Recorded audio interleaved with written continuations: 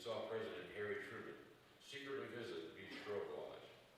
The Grand Lodge of Indiana Museum, just across the street, has several items relating to the visit, including the Bible, a ring, and a White House letter that figure into that visit. We are especially honored that the lead character of Harry S. Truman is being played by Brother Clifton Daniel, the grandson of Harry Truman. Brother Clifton Daniel and Brother Paul Page wrote the script. This is the premiere performance of this production. We give you a brother of integrity.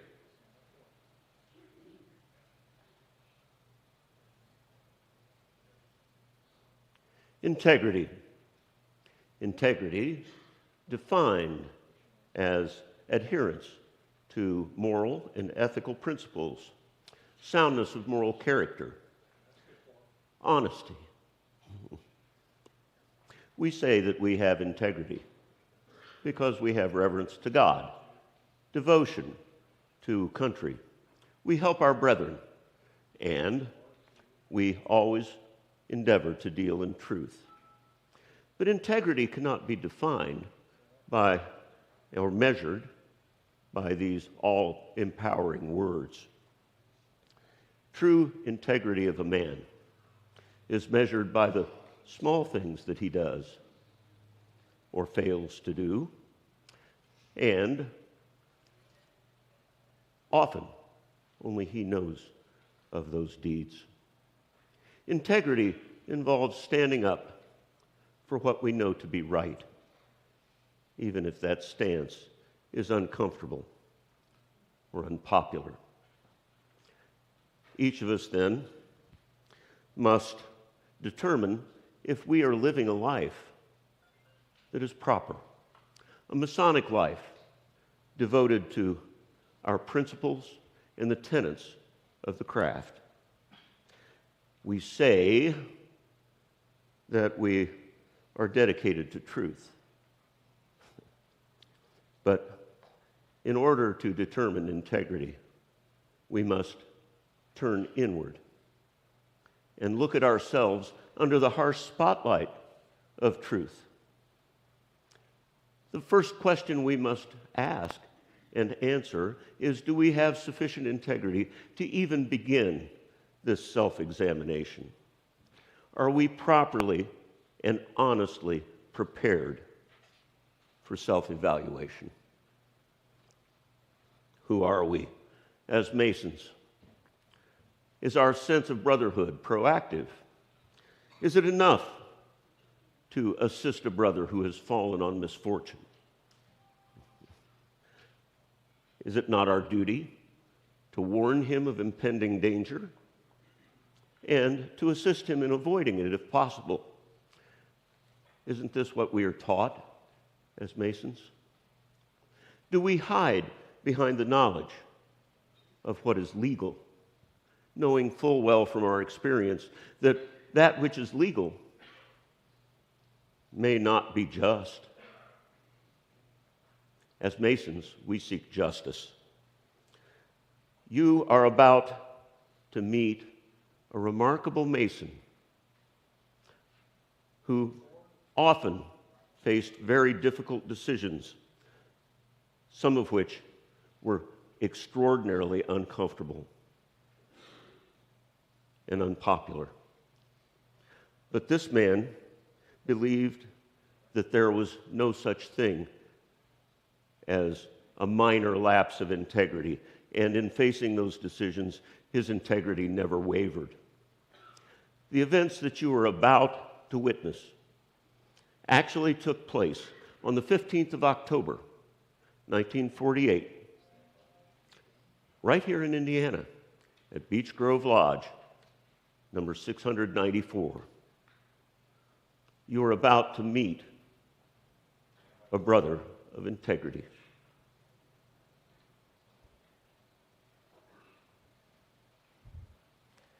William Howard Taft created the Oval Office in 1911.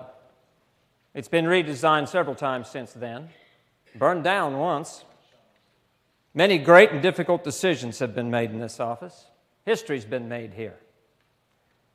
I came to work in the Oval Office in April of 1945, following the death of our president and brother, Franklin Delano Roosevelt. As his vice president, I can tell you that I was completely unprepared. You all have heard the story of the woman who had two sons. One was a sea captain, the other one became vice president of the United States. Neither one of them was ever heard from again. When I became president, I felt as though the sun, the moon, and all the planets had fallen on me. Well, there's only one way to deal with a situation like that, and that's head on. I keep a sign on my desk. The buck stops here. And that's how I looked at it. And in doing so, I drew on my life as a Freemason. I became a Mason in 1909, Belton Lodge, number 450 in Grandview, Missouri. 2 years later, in 1911, I established Grandview Lodge, number 618, and became its first worshipful master. Masonry taught me humanity, understanding, the importance of telling the truth. Try to see things from the other fellow's point of view, but stick to your own principles and talk to people straight. They might not like it, but at least they'll know where you stand. One of my proudest moments was when I became the Grand Master of Masons of the great state of Missouri. In fact, when I was once asked to write down my life's accomplishments, I think I put that above President of the United States. I have spent many, many, many proud and happy hours in the company of my fellow Masons.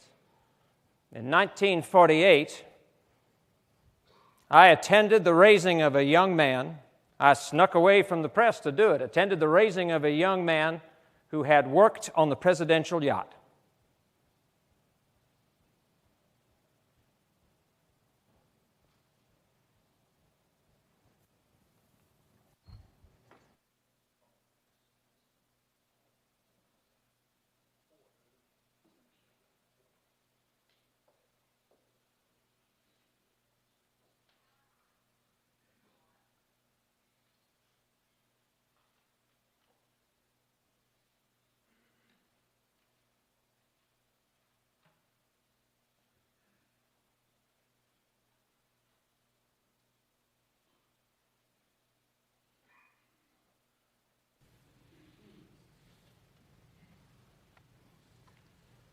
And we thank the committee for their report. Brethren, we have met here this evening to confer the Master Mason degree upon Brother Donald Earl Baumeister, who we are aware has been found proficient in the lectures of the preceding degree. Unless there are any objections, we will proceed with the degree this evening. Now, Brother Baumeister, it is well known, is worthy and well qualified to be raised to the sublime degree of Master Mason tonight here in Beech Grove Lodge number 694. He is currently serving in the United States Navy aboard the USS Williamsburg, formerly the AGC 369, a gunboat that's now being used as the presidential yacht. The alarm at the door is for a very honored Brother Mason who wishes to be part of the ceremony this evening.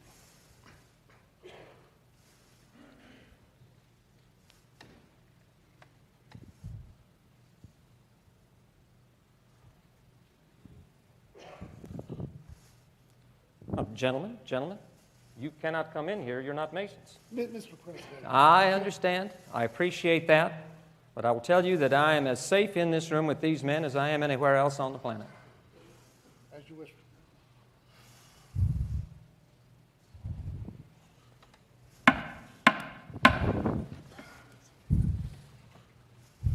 Worshipful Master, it is my pleasure to introduce Most Worshipful Brother Harry S. Truman of the Grand Lodge of the state of Missouri. Brethren, it is my pleasure to introduce to you our most worshipful past Grand Master of the Grand Lodge of Missouri. You will join me in giving him grand honors of 3 times 3, taking your cue from me.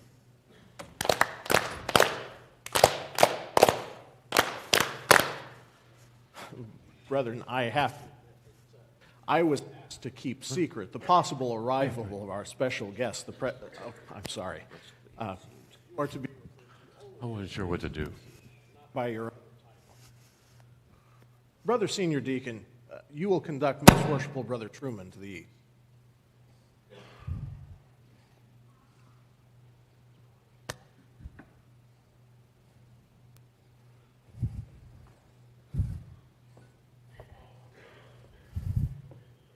Most Worshipful past Grand Master, it is my pleasure to welcome you to our lodge this evening, and I'd like to extend to you the gavel. Thank you. I prefer a more relaxed and easygoing chat this evening. I appreciate that, Worshipful.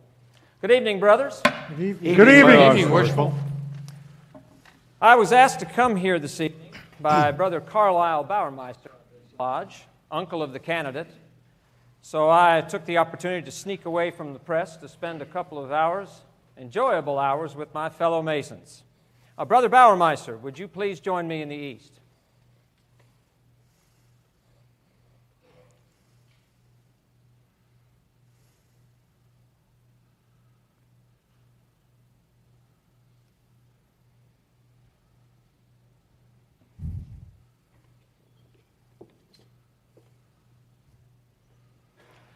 When I arrived, I was taken to the preparation room and I was quizzed by your past Grand Master, Dwight L. Smith.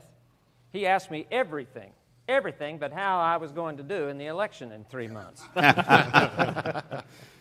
He told me, shoot me some questions if you like. I used to be a grand lecturer in the state of Missouri, so I quizzed him good. I tried, but I couldn't stump him. The entire committee was impressed by his proficiency. Well, I think you were just a little nervous. So all I did was remind you that that's how things are done in Masonry. Masonry has been very important in my life. I have been the master of a lodge. I have been the secretary of a lodge. I have been a district deputy and a district lecturer. And I have held every office in the Grand Lodge of Missouri. In 1941, when I was the Grand Master, I was the United States Senator. So I had to fly back and forth between Washington and Missouri. I had to commute back and forth. Even so, I managed to show up pretty regularly. Masonry takes good men and endeavors to make them better. Its principles, which are laid out in the good book we keep open on our altar, are the principles of good citizenship and upright living. And mankind is going to have to learn those lessons if civilization is going to survive.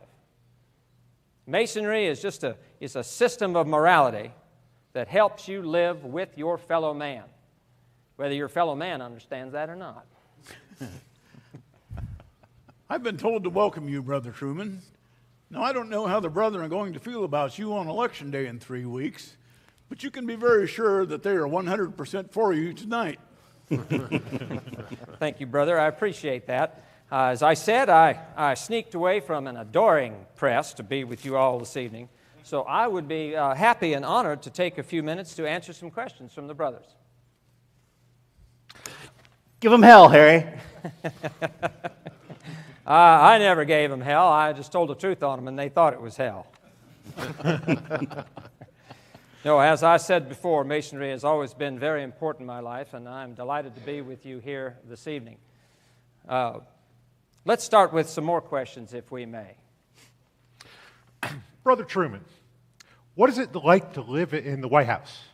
The White House is the finest prison in the world. How'd you feel the first time you got over to Washington? Well, honestly, first time I landed in Washington, I was a little intimidated.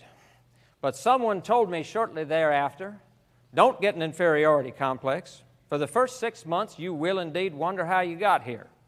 Ever after that, you'll wonder how the hell the rest of them got there. Washington is a very easy city for you to forget why you got there in the first place. What would you do if you weren't a politician?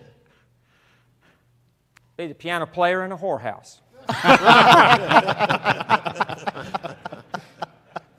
It's pretty much the same job. My brother, what are the qualities a man should have to serve as president? Well, I think that any man in my position who did not have a sense of humor wouldn't last very long. The president is nothing more than a glorified public relations man who spends most of his time flattering and kissing and kicking people to do what they ought to do in the first place. Do you have any friends over there in Washington? If you want a friend in Washington, get a dog. No, all kidding aside, I do have friends in Washington on both sides of the aisle. You can differ on any subject as long as you are honest and straightforward and keep an open mind. I mean, there's no telling when the other man's going to change your thinking, or better yet, you his. What about the bomb, Brother Truman? That must have been a difficult decision. That was a question of saving American lives. You don't feel normal when you are planning the deaths of hundreds of thousands of American young men who are alive and joking and having a good time while you're doing your planning. You break your heart and your head to try and figure out how to save just one of them, just one. I couldn't worry about what history would say about me or my personal morality. I made the only decision I know how to make. I did what I thought was right. Well, what about all the lives lost in Japan? There's no good answer to that, is there? No good answer at all. There's a young man named Joe O'Donnell. He was a Marine photographer during the war, and he took some of the first pictures in Hiroshima and Nagasaki. And Joe became a White House photographer afterwards, and he and I had a few moments alone one afternoon, and Joe asked me point blank, did I ever have any regrets? And I told him, hell yes. Hell yes. How do you not regret ordering the deaths of women and children? That said, I would make that decision all over again in the same circumstances if I thought it would end the war. Brethren, let's not ask what might be embarrassing questions. Let's subdue our passions. Be polite. Well, thank you, Worshipful, but that's all right. That's all right. As I always say, if you can't stand the heat, get the hell out of the kitchen. Well, I won't be voting for you, Brother Truman. I have serious doubts that you're qualified for the highest office in the land. Well, there must be a million men better qualified for the highest office in the land, but it became my job to do, and as long as the voters keep me in office, you'll get the best I've got. That sounds like a lot of political hooey. Well, you all know, I'm sure, that I started my career in Jackson County, Missouri. I was a judge in Jackson County. And the boss of Jackson County Democratic Party was Tom Pendergast. And Tom made all sorts of backroom deals. Well, when it came time to rebuild Jackson County's roads, Tom brought 3 of his contractor cronies into my office and said they wanted to know why they weren't getting the contracts like they were used to. And I told him it was because they charged too much and did work that wasn't worth a damn. I gave the job to an outfit that had a lower bid and submitted their work for inspection by a nonpartisan board of engineers. You want us to believe that Pendergast let that slide? He did. He let it slide, and that was the first and last time he ever tried to interfere with my business.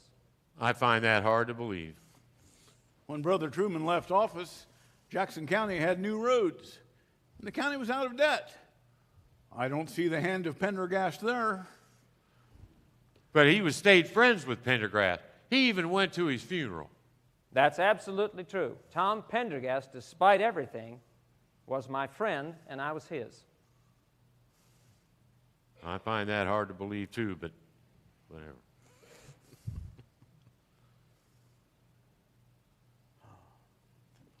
Well, I won't comment on the voters. 1924, as you know, I lost the election. That's the only election I ever lost in my career.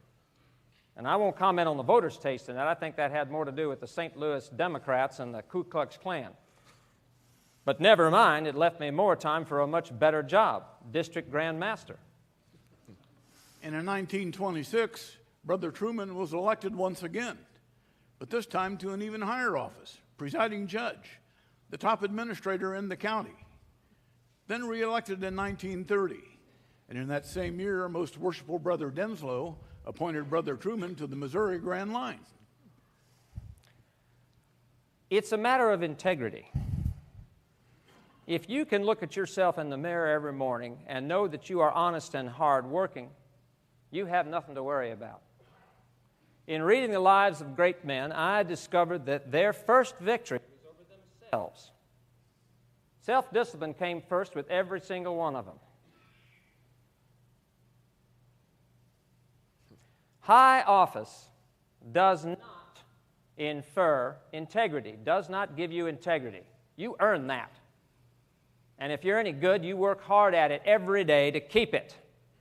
I rely on my Masonic brothers, all of them, to keep me straight. I look around this room. I sense honor. There are men of character in here, men with integrity. I live by a simple code. Work hard, do your best, keep your word, don't get too damn big for your britches, trust in God, have no fear, and never forget a friend. Never forget a friend. Men make history, not the other way around. Not the other way around. In times where there's no leadership, society stagnates, stands still. Progress only occurs when courageous and skillful leaders seize the opportunity to make things better for everyone. Masonry teaches us that. Masonry also teaches us the value of truth. Einstein said, "Whoever is careless with the truth in small matters cannot be trusted with matters that are important." America was not built on fear. America was built on courage, imagination, determination to do the job at hand.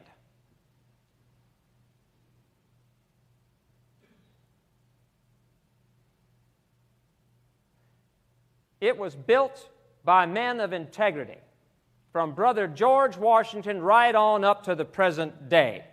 And we are going to need men like that in the years to come. When I ordered the atomic bombings of Hiroshima and Nagasaki, the world changed forever. Mankind can now destroy itself, and we are going to need men of honor and integrity more than ever in the coming years. I have a prayer that I say every morning, and if it's all right, I'd like to share it with you.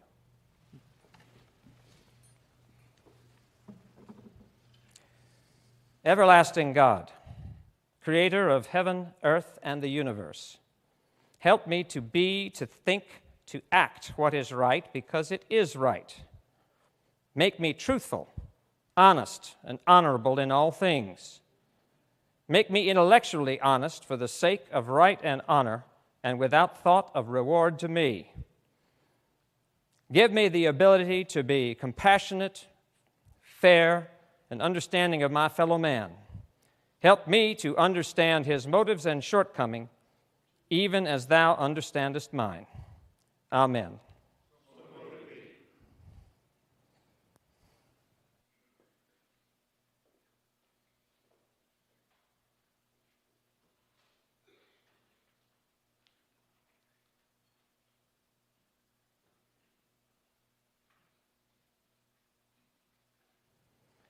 That turned out to be a great evening.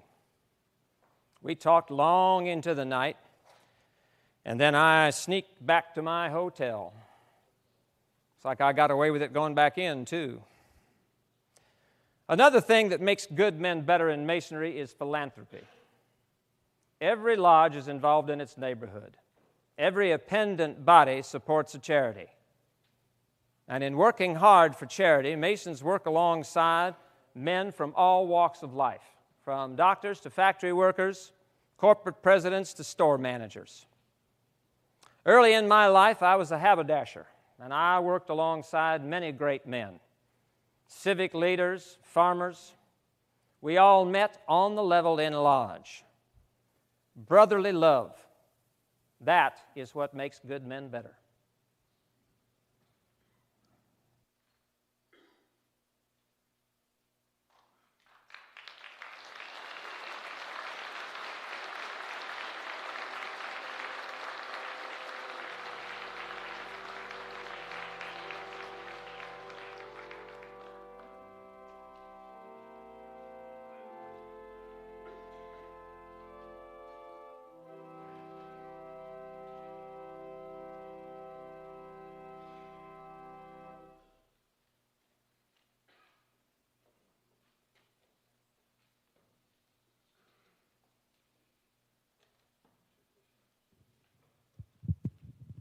Sorry, I'm not really familiar with electronics.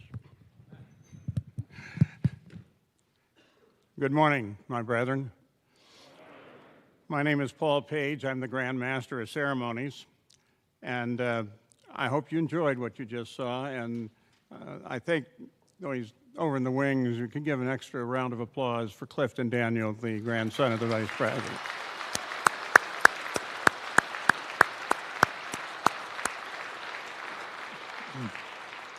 And now if we could bring the house lights up for just a second, if you don't mind, Jeff. I would like to point out that still on the floor are members of the Beech Grove Lodge who came to join us today. The good news is their lodge is rebuilt after the fire. Everything is in great shape, and they all invite you to come down and join them at some time. Again, let's thank them.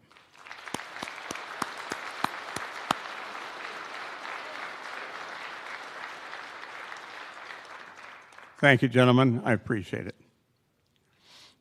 Now, if you will direct your attention to the first rows, I would like to introduce to you the past Grand Masters with us today. Most worshipful, please rise and remain standing when your name is called. The most worshipful brother, Ronald K. Smith, 1976 to 77. Most worshipful brother, Gail N. Kemp, 2000, 2001. Most worshipful brother, Roger S. Van Gordon, 2002 to 2003. Most worshipful brother, James L. Chesney, 2003, 2004. Most worshipful brother, Dennis T. Harrell, 2005 and 6. Most worshipful brother, Dwayne L. Vaught, 2007, 2008. Most worshipful brother, Jeffrey P. Zaring, 2008, 2009. Most worshipful brother, Charles F. Marlowe, 2009 and 2010. Most worshipful brother, Gregory C. Walbridge, 2011 to 2012. Most worshipful brother, George A. Ingalls Jr., 2012 to 13. Most worshipful brother, Mark A. Janung, 2013 and 14. Most worshipful Carrie B. Carter, 2016 and 2017. Most worshipful brother Carl E. Coleman, 2018 to 19. Most worshipful brother Daniel L. Martin. Please rise. Will you join me in greeting our past Grand Masters with grand honors, 3 times 3, taking your cue from me.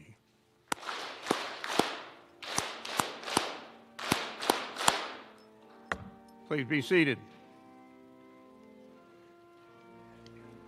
Would the Grand Lodge officers please assemble in front of the stage? While they're doing that, I just need to tell you one little story. There's this guy's about to be executed. He's standing on the gallows, and his crimes are just horrible.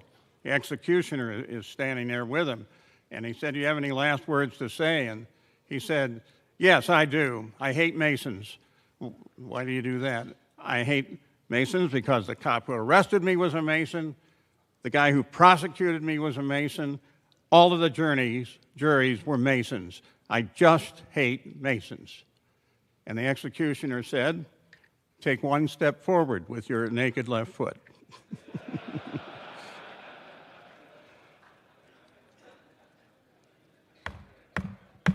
Please rise for the introduction of Grand Lodge officers. The Right Worshipful Brother Gary E. Brinley, Deputy Grand Master. The Most Worshipful Brother Kenneth E. Willis, Past Grand Master, Grand Treasurer. The Most Worshipful Brother Richard J. Ellman, Past Grand Master, Grand Secretary. Now will you join me in giving grand honors 3 times 3, again taking your quote from me.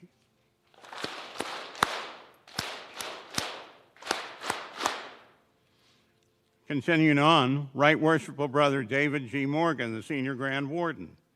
Right Worshipful Brother Randolph L. Seipel, the Junior Grand Warden. Worshipful Brother Reverend Thomas P. Hansen, the Grand Chaplain. Worshipful Brother Jackie A. Ash, the Grand Lecturer. Worshipful Brother Dennis R. Davis, the Assistant Grand Lecturer. Worshipful Brother Robert D. Tracy, the Grand Marshal. Worshipful Brother John A. Bridegroom, the Senior Grand Deacon. Worshipful Brother Stephen A. Bates, the Junior Grand Deacon. Worshipful Brother David J. Hostler, the Grand Steward and Tyler. Worshipful Brother Jerry L. Burns, the Grand Organist. Brethren, will you please join me in giving these men a hearty welcome?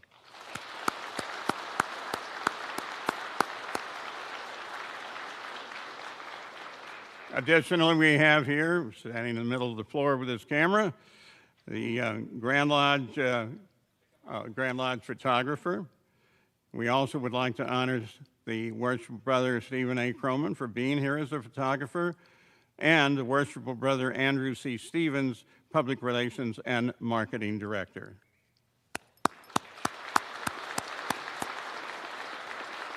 And Grand Lodge officers, if you would return to your seats. Thank you.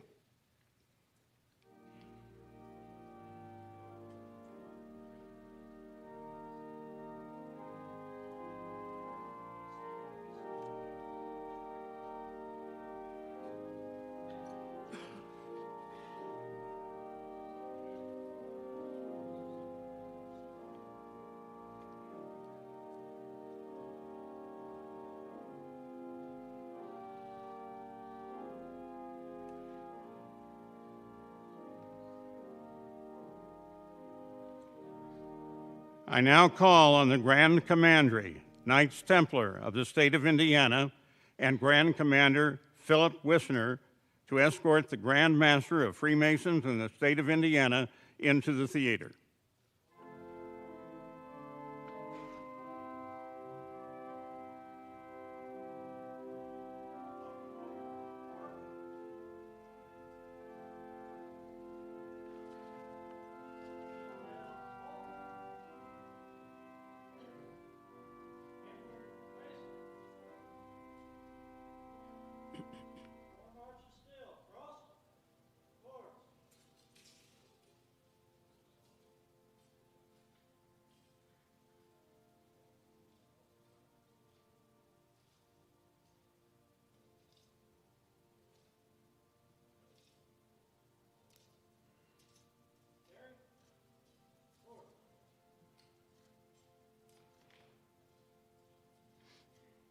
Brethren, it is my pleasure to introduce to you the most worshipful brother, Richard L. Lentz, Grand Master of Masons in the state of Indiana.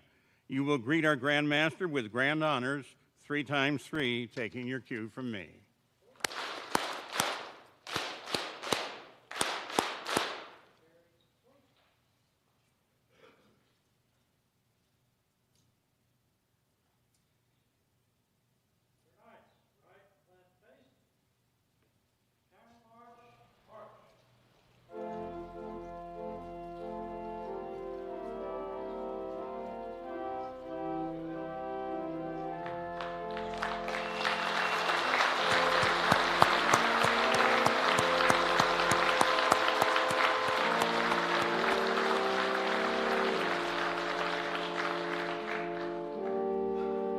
I now call on our Grand Chaplain, Reverend Thomas P. Hansen, for the invocation.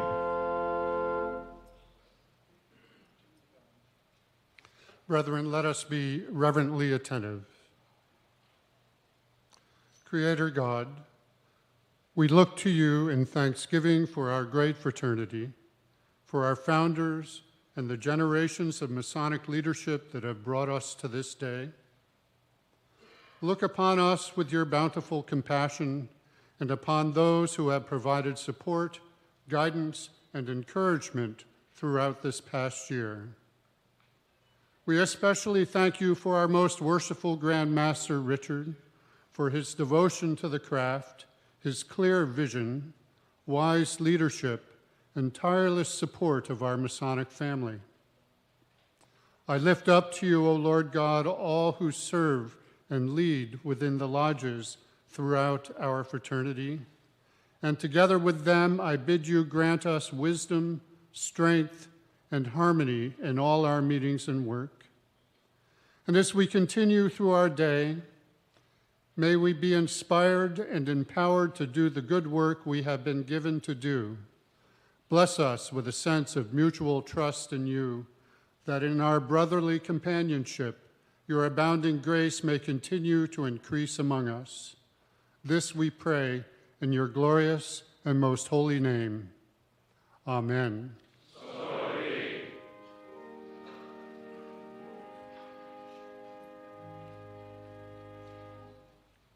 Now, brethren, will you please join me in the Pledge of Allegiance to the United States of America?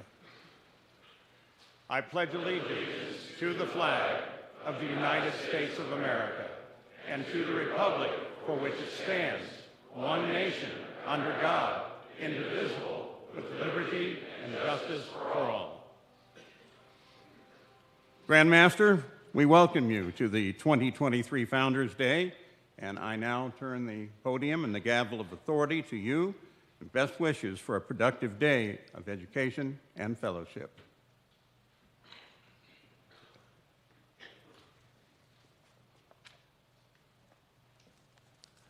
Brethren, please be seated.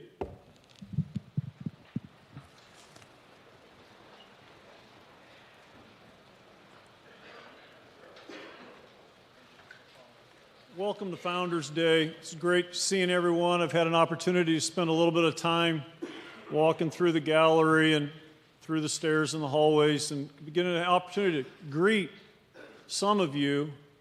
Unfortunately, not all, but I want to extend my warmest welcome to you here today. Thank you for making the trip to Indianapolis and sharing this day with us in this beautiful building, the Indianapolis Scottish Rite Cathedral. This year has been an interesting year, to say the least, but we've had a common theme, and this theme has been engagement and re-engagement. Now, there's a lot of pieces that go into that, but you know, coming out of what we've gone through the last couple of years, everybody's been detached, not getting out in the public as much as we used to, but we're learning how to deal with that. And we've gotten kind of comfortable not doing a lot of the things that we've used to do, but we miss those. We miss those opportunities to get together like we used to. And we're starting to get back into the swing of those things. We've tried to send out, our Grand Secretary sends out messages, Lodge Leadership and Essential Notes, and every month you get those. I don't know how many, take the time to look at them, but there's a lot of interesting information in there. And the information is to do a couple things. One is to let you know about, things that are coming up in the next month, the next 3 months, that we are aware and you're not behind the 8 ball and you kind of get prompted a little bit. But the other is there's some thoughts, really some intriguing thoughts and some ideas for you. It's food for thought. It's not that we're telling you what to do, but we're giving you some things that hopefully when you get done reading it, there's some takeaways to say, that might work for us. That might work for me. That might work for my brothers. That might work for my lodge. Some of the items that I've written about, I wrote some of them down here just to kind of mention in June, because you'll see there's a common theme here. In June, I wrote about engagement and what it takes. It takes effort to engage your brothers and thereby improving your lodge. In July, I talked about the continued relationships are a result of engagement through mentoring, community projects, and ritual work. It's a choice.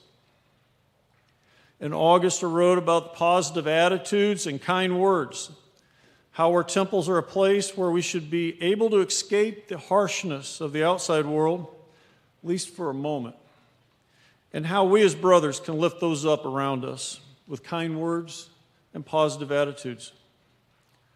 September, I spoke of the festival that's coming up at Compass Park and how members of the fraternity and all appendant bodies have an opportunity to engage with one another in fellowship at a place that bonds us all, and that's Compass Park. October, I wrote about the importance of the building of value of a Freemason, how we need to share that value with others, and proving that the relationships that we build are how we change the world that we live in. Relationships are the value of being a Mason. November, I continued the message to share about building relationships, that by taking a step outside of your comfort zone and meeting other brothers, your world will be larger than you could ever imagine. Take that moment while you're here to introduce yourself to someone, another brother that you don't know. And you'll find out when you come back next year, or another Masonic activity, or you visit his lodge, you've got a friend for life. That relationship grows. December, with the holiday season upon us, I shared how re-engaging with our brothers can change their life and yours. By sending holiday cards, birthday cards, and brother-to-brother calling can work to re-engage your brothers, taking that extra step to reach out and let them know you care.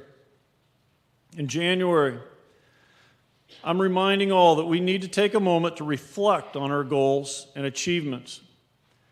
With us celebrating Founders Day today, we have an opportunity to reflect on where we and Indiana Masons have come from and where we're going.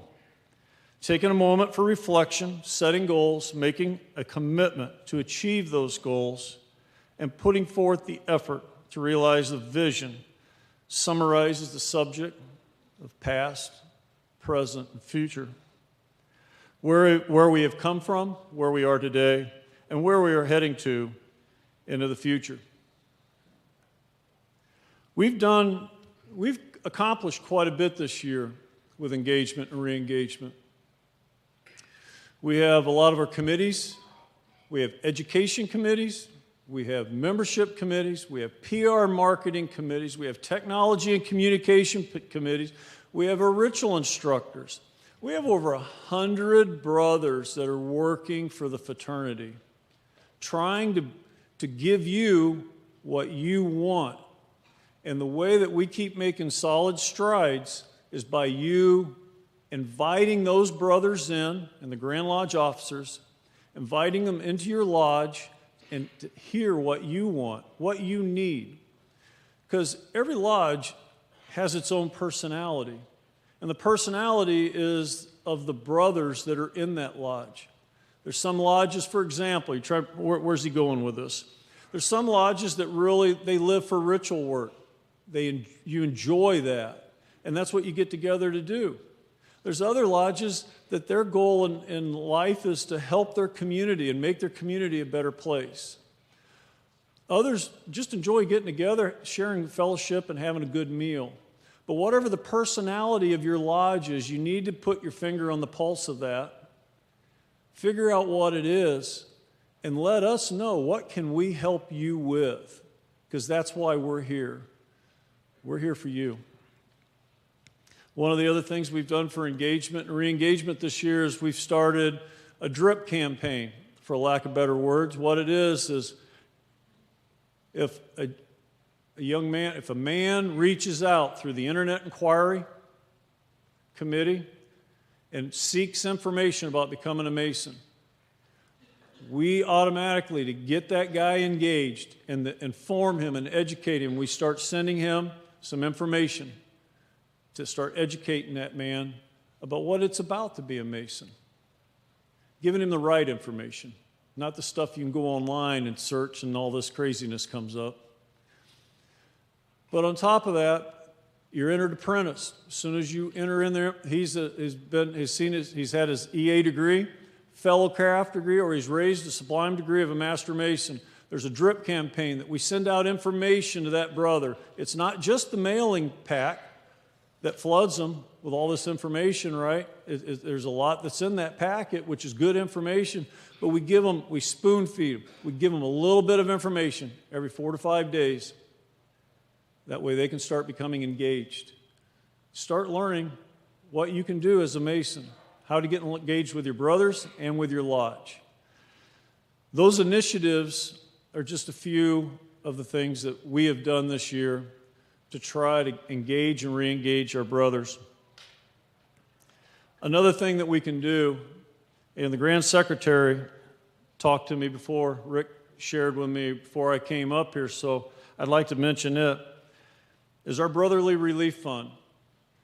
And that's another way that we can be engaged with our brothers to help them when maybe their chips are down or they have an emergency, or primarily live up to our oath, our obligation, right, to help our brothers. McKinley Lodge, number 712, presented our Grand Secretary with a donation today to go towards that fund. And we were thankful for that. We're thankful for the family that made the donation. But that is another way that we as brothers can help a struggling brother as well. But it follows suit with engagement. And the value of engagement is the relationships that we build. And I think you can all attest to that in your lodge. There is somebody in your lodge that has really touched your life and made this journey a worthwhile journey, one that you cherish and one that you hold on to. And for that, I'm thankful, and I'm thankful for you. So as we move into the new year, let's be reminded the secret of Freemasonry is the relationships that we have with one another. How we build the relationship is up to each Mason, with every lodge having a personality as different as each Mason in it. Finding the tools and using them is up to you. Most importantly, discover them. Make use of them. Then you will see your lodge grow, your members grow, and that's why I have to write things down. The value of a Mason increase. Now is the time to put forth the effort to engage with your lodge and brothers. Continue to share the love we receive from our deity to others with charity, unity, and love. By keeping the teachings of the great light which rest on Freemasonry's altar as a rule and guide in our life, and by it providing ourselves peace and harmony in our relationships. Never forgetting to reflect on the past to provide direction for the future, and remembering the importance of our relationships with one another, never taking them for granted. May the spirit of the season stay with you always. May the grand architect of the universe grant you prosperity, health, and happiness. Stay safe and enjoy your day. Thank you, brothers.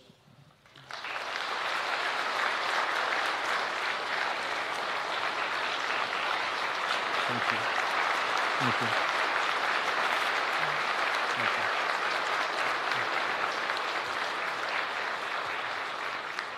Thank you, brothers. You've heard enough from me, but we've got a lot of guys that are they're ready to share some more information with you. So again, please be seated. Thank you all for being here. Now I'd like to hand over this podium to a good friend of mine, Deputy Grand Master Gary Brindley, for some continued words of wisdom. Thank you. Thank you.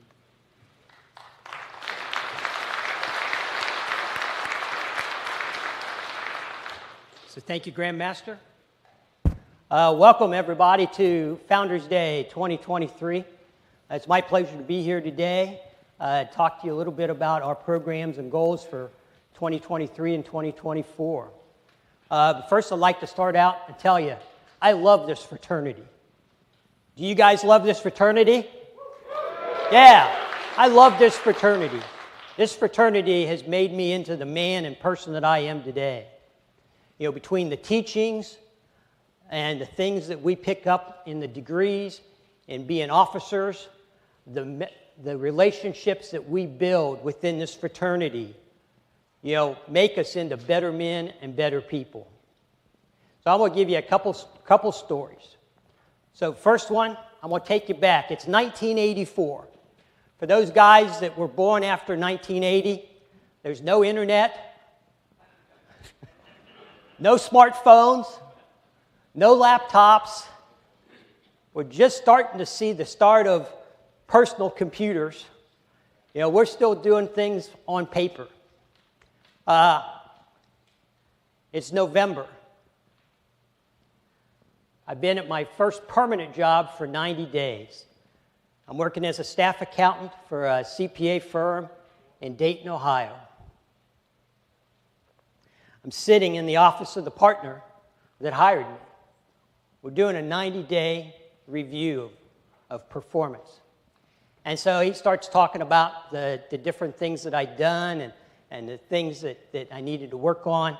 And then he stops and he goes, you know, you were probably one of the worst interviews I've ever had. And you know what?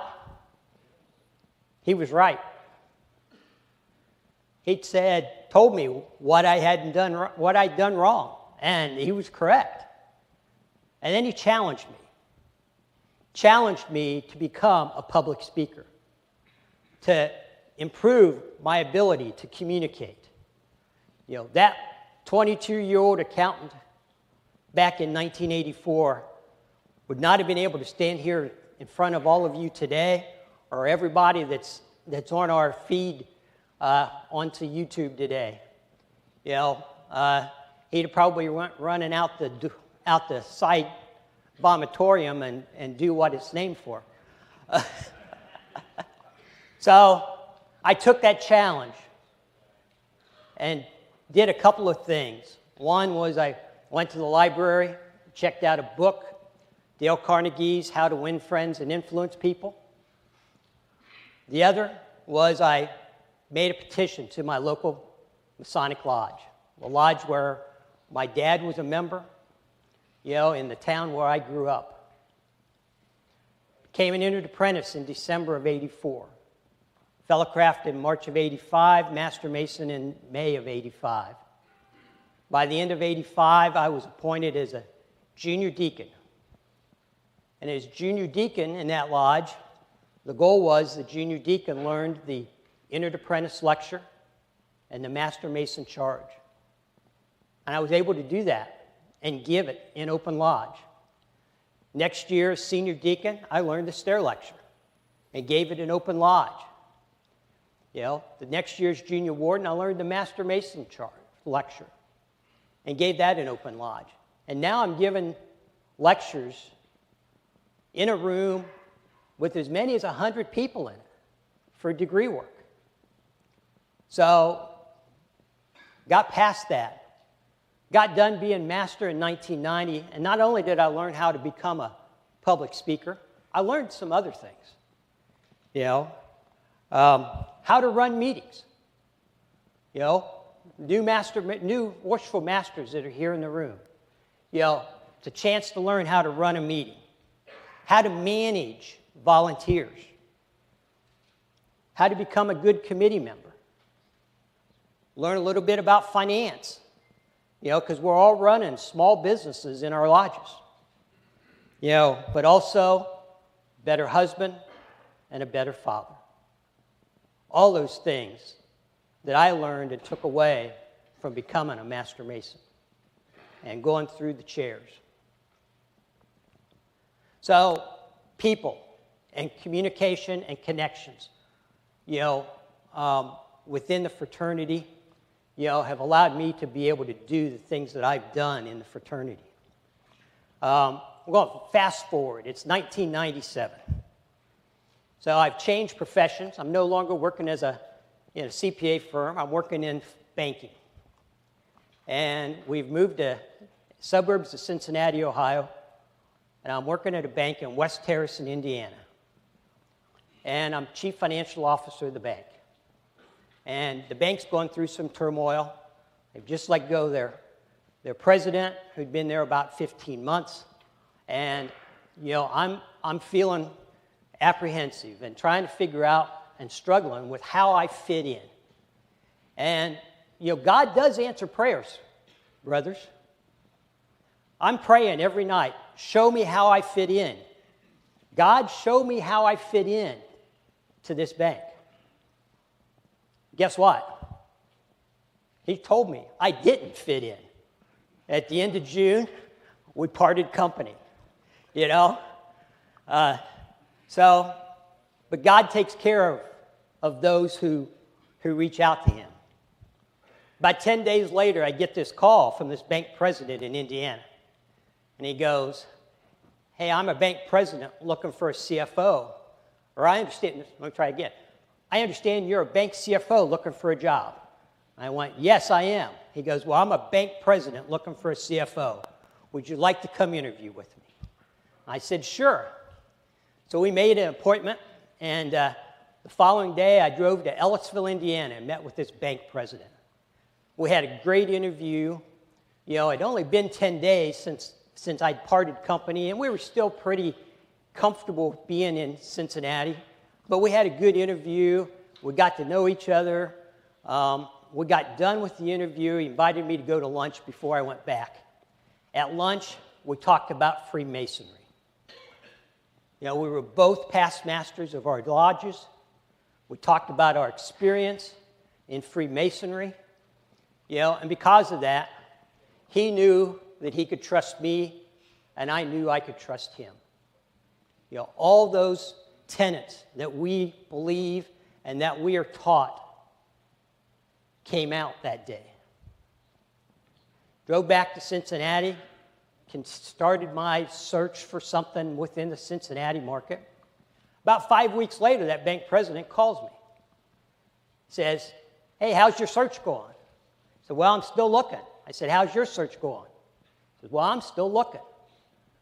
But I need some help on an interim basis. Would you like to come over? I go, sure. We negotiate something, and I start coming over. You know, that first week I was over on a Sunday, a Tuesday, and a Thursday. You know, making the drive back to Cincinnati every morning and every night. After that, we made an arrangement, and I started showing up about 4 days a week, Monday through Thursday. You know, that first week, I'm over there on Sunday and helping put together the financial statements for the monthly board meeting. On Tuesday, I'm in the office about 10:30. That bank president walks over and says, hey, come present the financial statements to the board for the board meeting. I'm only there on my second day, and he's asking me to present the financial statements to the board meeting, you know? So that shows you what kind of trust he had in my abilities, and I appreciated that too. In October, he invites me to a fellowcraft degree at Ellisville Lodge. So, go to the lodge, first time I've seen a degree in Indiana. Had to work my way in. The senior warden that was senior warden that night comes over to investigate me. He asked me for the pass of the degree. I gave him the wrong pass. But he goes, well, since that's the Master Mason pass, I guess you're okay. So, started attending lodge, got pretty comfortable in the position. Finally, about March, we decided that it was time that we made it permanent. We moved to Bloomington, and in the summer of '98, in early '99, became a plural member at Ellisville. By 2000, I'm their treasurer, then their secretary. You know, getting a chance to meet men like you. You know, in 2003, I got asked to be the Grand Marshal for this Grand Lodge. Got a chance to travel the state. I meet a number of Masons all across the state. And that led to other things, including here at the Scottish Rite, through the lines at the Scottish Rite, and as well as bringing my financial expertise to the benefit of different organizations within this great fraternity. So you can see how relationships, friendships, the basis of what we as Masons understand and know can help us and bring us together. So, just a little finish. So that bank president, he finally retired in 2006. I still talk to him about once a week at a minimum. Sometimes it's once a day. And believe it or not, he's actually here in the room today. It's past Grand Master Jim Chesney. So, thank you.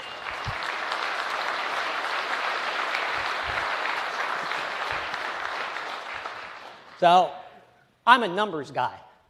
You know, CPA, Bank Chief Financial Officer, I deal with numbers every day. And so, get to looking at numbers for the Grand Lodge. And this past year, we've started paying attention to lodge membership numbers and different things related to lodges as Grand Lodge officers so that we understand what's going on in the fraternity. So one of the things that we did a few years ago was we put together a presentation or put together some information for a Grand Lodge officer in Ohio that was putting together a presentation for the Conference of Grand Masters. And I've taken that information, and you can do the next slide now. And we've looked at the membership. There we go. So we put together back to 2004 and looking at how our membership has changed. As you can see, in 2004, at the end of 2004, we had 75,845 members. Today, at the end of 2021, we're at 42,619 members. You know, drop of 33,000 members. You know, sometimes we don't think about it. You know, all we do is think about our individual lodges. Some lodges are doing really well. Other lodges are struggling. But, you know, our fraternities, and we're not alone, guys. I've seen the numbers for Ohio. You know, other than they start at a higher spot here, their drop is about the same as ours.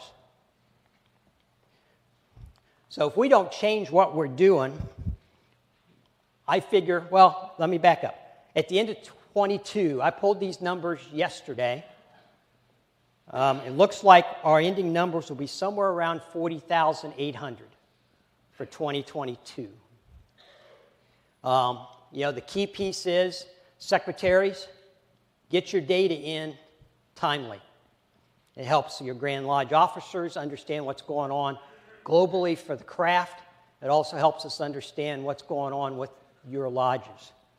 And I think the Grand Secretary will probably say the same thing here in a little bit. So, you know, let's break down some of this. So we've got 3 categories of additions. So the first one, next slide, is Master Masons raised. So going back to 2005, you can see Master Masons raised through about 2011 was around 1,500 or a little more. You know, in 2012, we dropped down to 1,400. And down here in 16 through 21, we're below 1,000 new Master Masons a year, with a COVID-induced low of 438 in 2020. You know, I looked at the numbers for 2022 yesterday, and it looks like we're at 707 for 2022.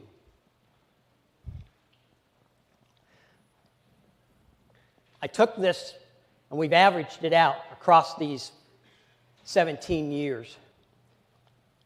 And we're raising Master Masons at a rate of 2% a year. So 2% of our beginning balance, we're raising as Master Masons. We're going to see here in a minute that that's not enough. Go to the next slide. Our other 2 membership gain areas, one's affiliations, or plural members in the blue, and reinstatements in the orange. So the affiliations also include when we close lodges. So when we close a lodge, we have demits issued to those members where the lodge is closed, and then affiliations for those members where they're being moved to a different lodge. And so we'll see that affiliations and demits, you know, tend to rise and fall accordingly. Our affiliations have averaged about 847 a year. That includes the lodge mergers. That's about 6.67% a year. Our restorations average about 168 a year, or about 0.3. Now, we've got 3 categories of subtractions. If you go to the next slide, please. You know, the first one and the largest one is deceased members. So you go back, you can see it back here in the 2005 to 11 range, we're above 2,000 deaths. It really hasn't fallen a lot off, even after that. And we're in the 1,800, 1,900 range. I had a good friend of mine, and we were talking about, restorations. And he says, we need to keep from suspending guys, and we need to restore guys.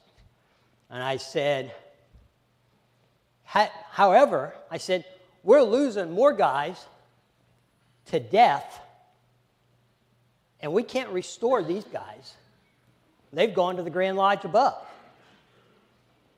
So, restorations, keeping people from being suspended is important.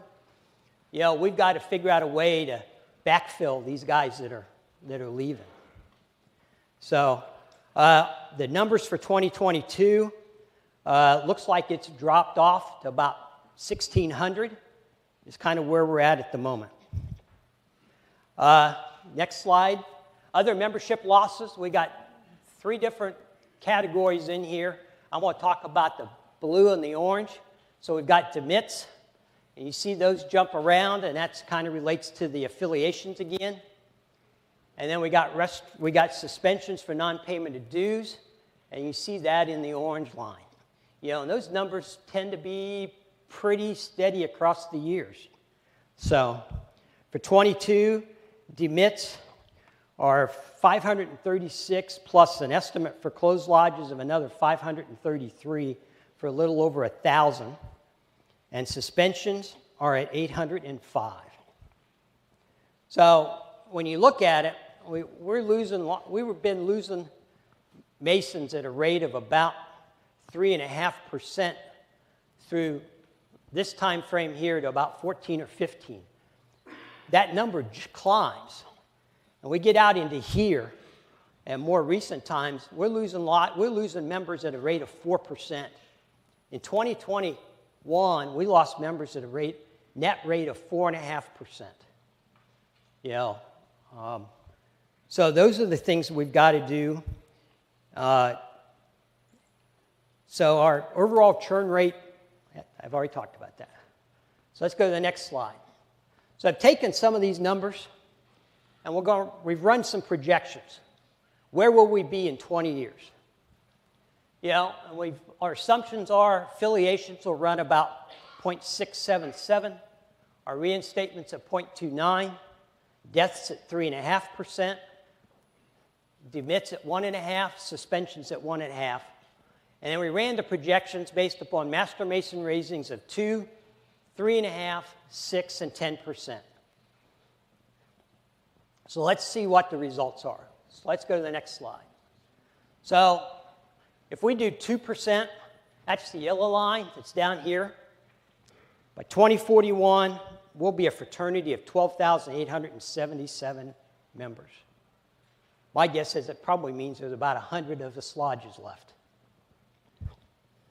If we can go to 3.5%, that's the orange line. In 2041, we'll be at 28,849 members. If we can do 6% raised, we'll stay pretty steady.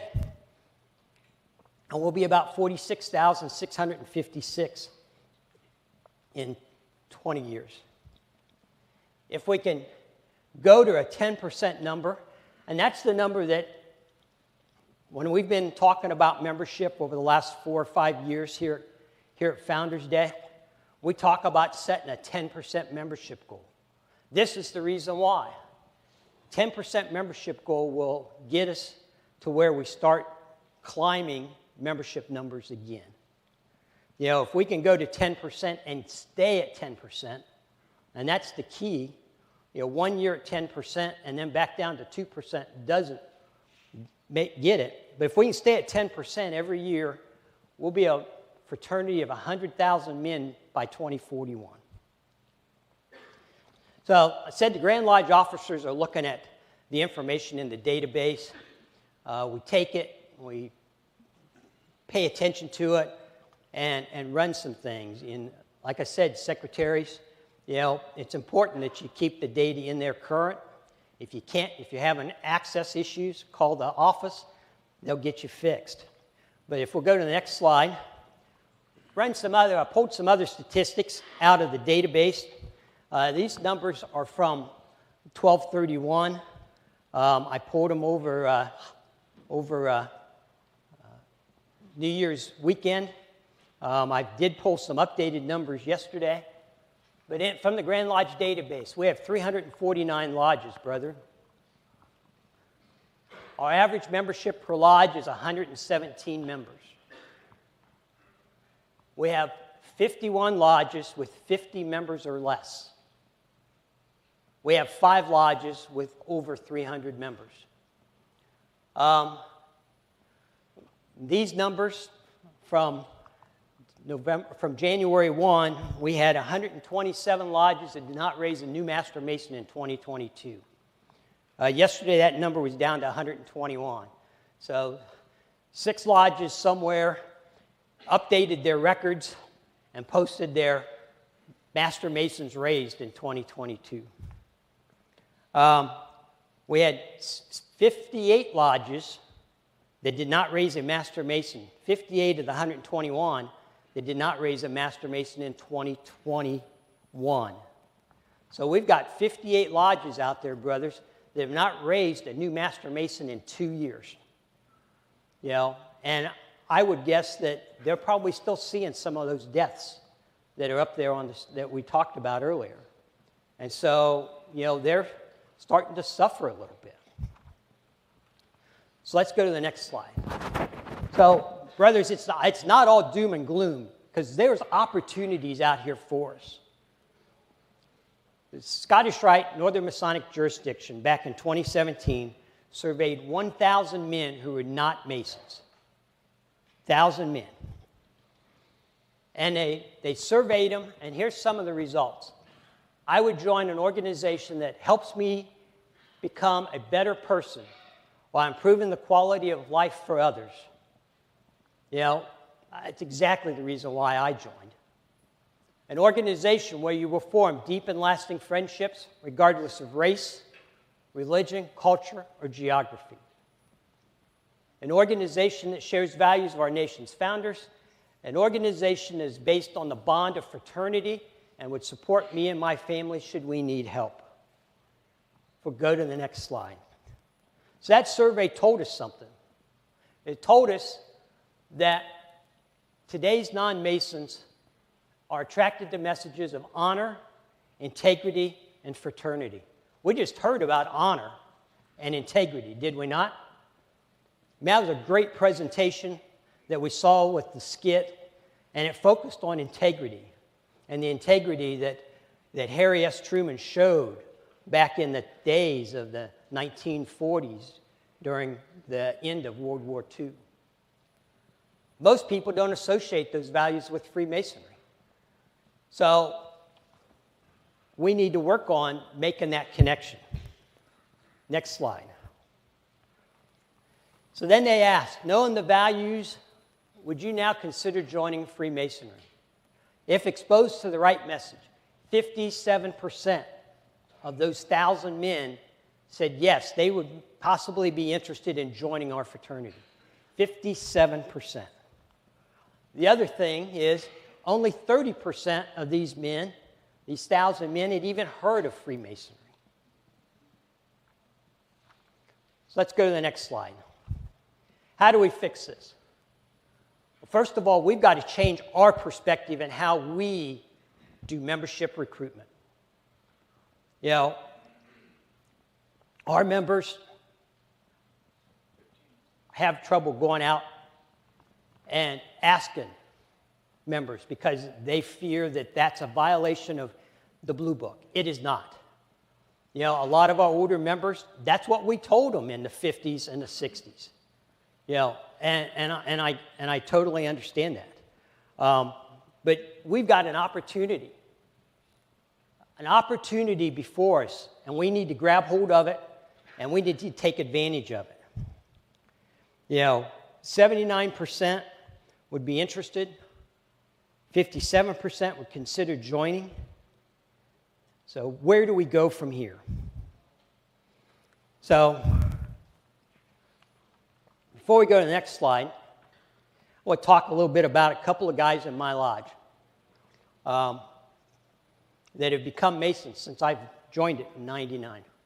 So, first one, his dad was an active Shriner at Zor Shrine, active in his lodge in his hometown in the western part of the state. Never said anything to his son about joining.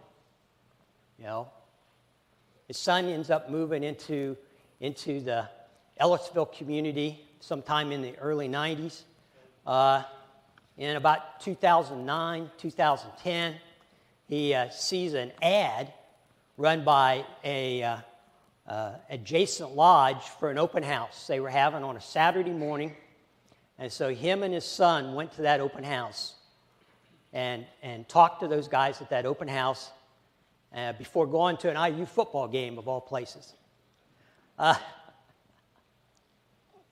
month later, we end up with a petition from that guy, you know,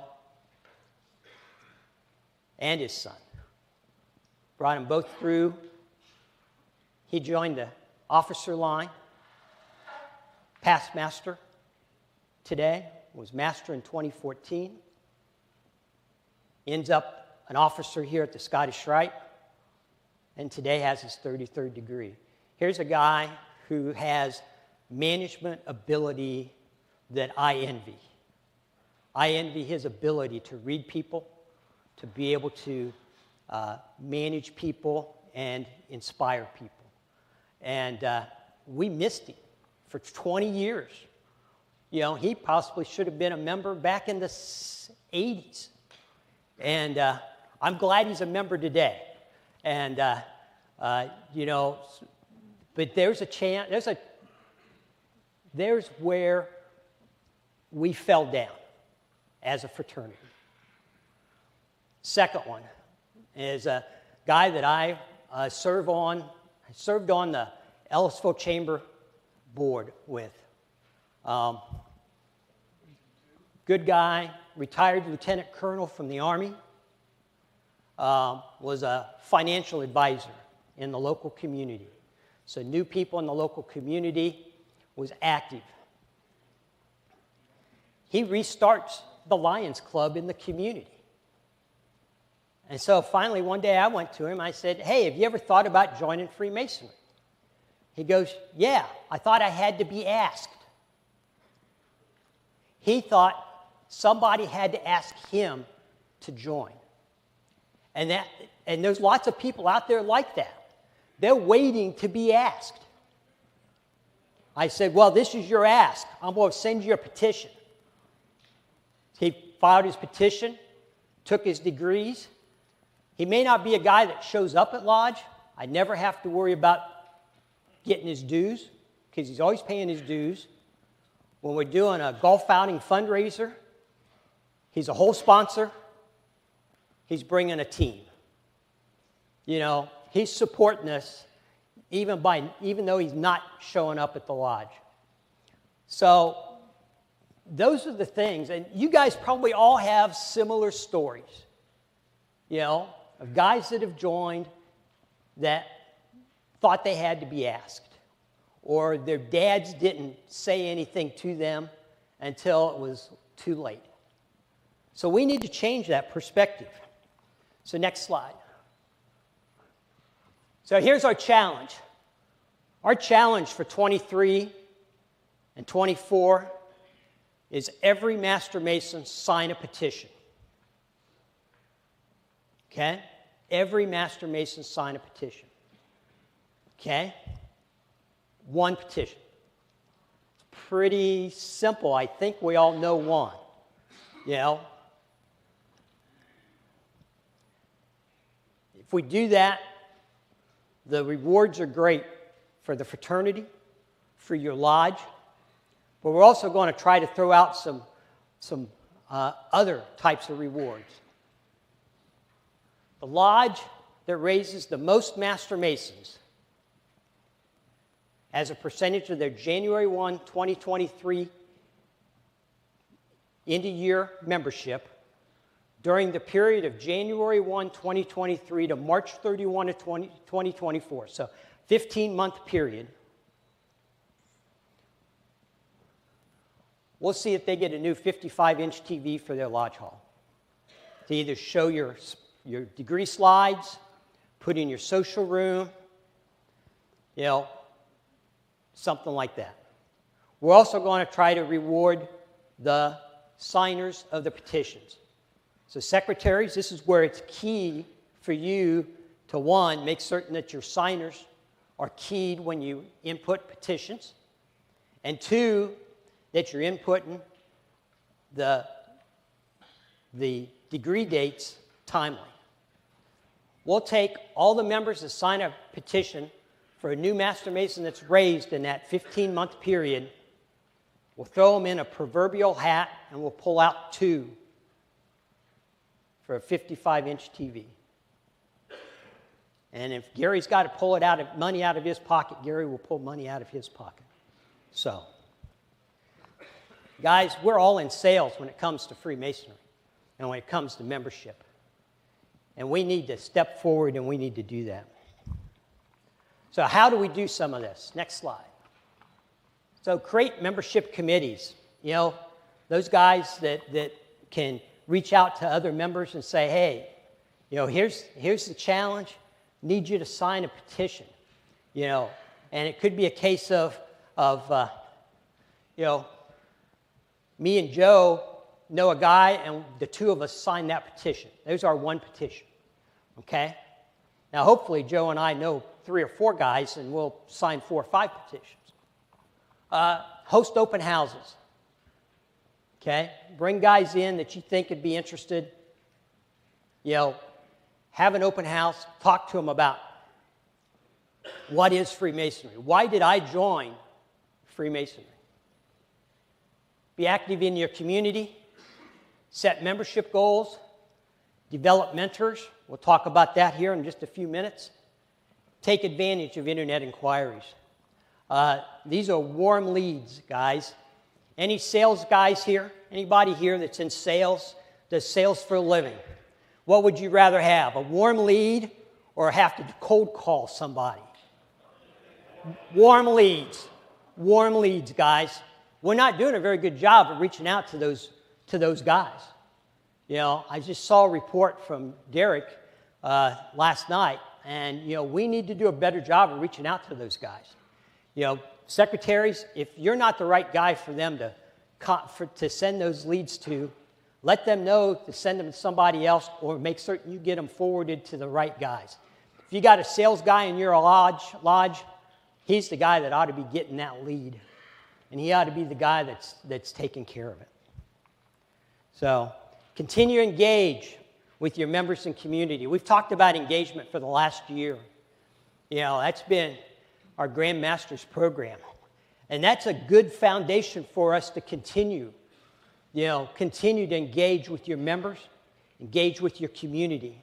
Because those are the things, by being out there, being vocal, being involved in the community. As Carl said, wear your Masonic ball cap, wear your shirt with your Masonic emblems on it. Those are the things so people know that you're a Mason. Be proud to be a Mason. So, let's go to the next page. Next slide. So how are we going to handle it? If we're successful, guys, 40,000 men, everybody signing a petition, that's 20,000 petitions. If you're a lodge of 100 guys, and you get everybody to sign one petition, that's 50 new petitions and 50 new candidates that you have to do degrees on. If you're a lodge that likes to do 1 candidate and 1 degree, okay, that means you're going to have 150 degree nights for those 50 guys. Think about that, 150 nights. You might start burning some guys out, So think about some different things. 1-day classes. So we're already scheduling 1-day classes. We've got 1-day classes starting to be scheduled for April 22nd, 2023. I know we have one up at Mizpah Shrine. It's already set up by the potentate of Mizpah Shrine. We're going to have one in Monroe County again. We just held one in Monroe County in November. I think we about maxed the room at 25 new candidates. We're talking to other lodges. When we introduced this idea at membership committee last month, I want to say 6 or 8 of the membership liaisons spoke out and said, hey, I can get one done in my area. So it's very possible that we'll have a number of areas where we could have one-day classes on April 22nd. So that means we've got to start today in getting those new petitions if we want to take them to that one-day class.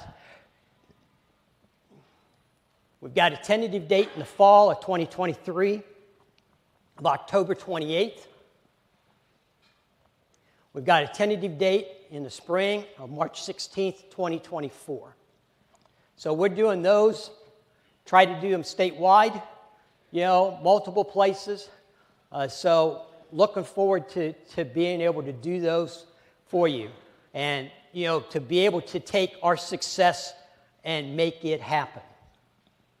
Other things that you can think about.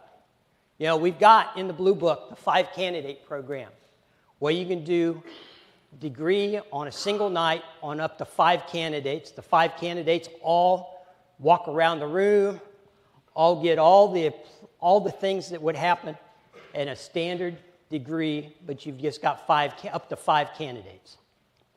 The other thing that we started a year and a half ago, a year and a half ago, past Grandmaster Danny Martin signed a dispensation for every lodge to be able to do a single degree in a one-day class format. Okay?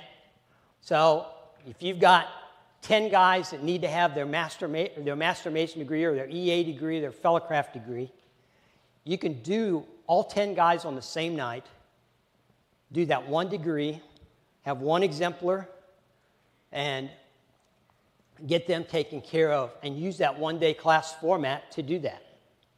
So we used it in Ellisville for an outdoor degree. We had 3 candidates, Master Mason degree. We were originally scheduled to be outside in the Pine Grove, but it rained. We moved inside to the barn, and the barn was pretty tight.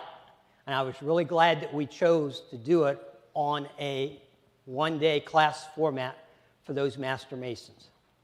So that's out there and that's available to you. We will go ahead and give that dispensation again in 23-24 as well. Next slide, please. What else do we need to do? So the other thing we need to think about is, or rethink, is proficiency. Okay? We lose too many candidates at the entered apprentice stage because lodges have this perception that that guy needs to learn the pitch and catch. There's nothing in the Blue Book anymore where they're required to learn the pitch and catch. The Blue Book calls proficiency 5 things: step, do, guard, sign, grip, and word. Okay? And an understanding of the degree. We need to rethink that. If you're a lodge where you're requiring those guys to learn that pitch and catch or work lecture, take a look and say, is that costing me guys? Is that costing me members that could help reinvigorate my lodge or help be there in my lodge? So we need to rethink that whole process. Onboarding, mentoring. Our members and officers need to do a better job. We need to integrate our new Masons into our lodges. Not only, we also need to integrate and engage our current members as well, but we need to integrate those new members so that they're there and they continue to be active. You know, it may not be that they are in a chair. It might just be that they show up at Lodge. Maybe you give them a job. Hey, can you help with dinner? Can you help with cleanup? Can you help with setup? You know, can you be there when we have our golf outing and set the registration table or put out signs? Simple things that are there. Sometimes they just want short jobs, you know, that are well defined. You know, continue to teach those new Masons the art of Freemasonry and focus on the key tenets of brotherly love, relief, and truth. So in conclusion, next slide. It's time for us to do membership recruitment. 57% of men would consider becoming Freemasons. Our challenge is for all Master Masons to sign at least one petition this year. Take advantage of warm leads given by the Internet Inquiry Committee. Take advantage of opportunities to bring men into the fraternity. One-day classes, one-day class format for multiple, on single degrees, for multiple candidates, 5-candidate program. All ways that we can bring in a larger group of candidates in a quicker time frame. We consider proficiency, get men into the fraternity so they can help your lodge. I know there's a number of lodges out here that are struggling. You know, maybe even some of them are here today. This is what you guys may need, something just to reinvigorate and bring new life to your lodge. So, you know, step forward, take on that challenge. Take that challenge back to your members. And let's bring our fraternity and let's reinvigorate our fraternity and bring it back to where it was and where it can be. Thank you very much.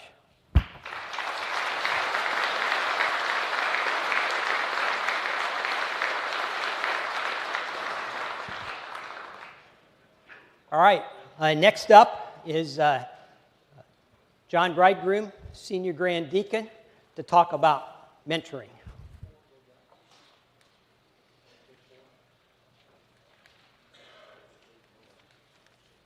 All right, how you guys, can you hear me? Yeah? Hello, hello, hello. How you guys doing? You holding up? All right, good, good. First, I want to say thanks for being here. I've always felt that Founders Day is kind of a sacred event for Indiana Freemasonry for a couple of reasons. One, it gives us an opportunity to celebrate the founding of Freemasonry in Indiana, which is fantastic, but also it's an opportunity for us to get to meet the new worshipful masters and the new leadership around the state. And so I appreciate you making the trek down here and being a part of this afternoon. So I'm going to talk to you a little bit about mentorship. I think we've probably all heard the term mentorship. I'm sure you've heard it bantered around, and I'm sure we all probably agree in our minds, oh yeah, mentorship is really important. But it's hard to have a meaningful conversation about mentorship or to sort of effectively implement it in our lodges unless we are on the same page about what mentorship actually means. I've heard mentorship talked about in various levels. I've heard guys say that they are mentors because they signed a petition. Well, I'm this guy's mentor, I signed his petition. At first blush, you think, well, that's kind of a ridiculous statement. But really what they mean when they say that is I was the guy who talked to this gentleman, explained to him what Freemasonry was about, and I led him to the door. And so I mentored him to become a Freemason because I got him to close the deal. I got him to sign the petition. So I understand that. Most often, we hear mentorship being referred to as teaching the catechism, the back and forth.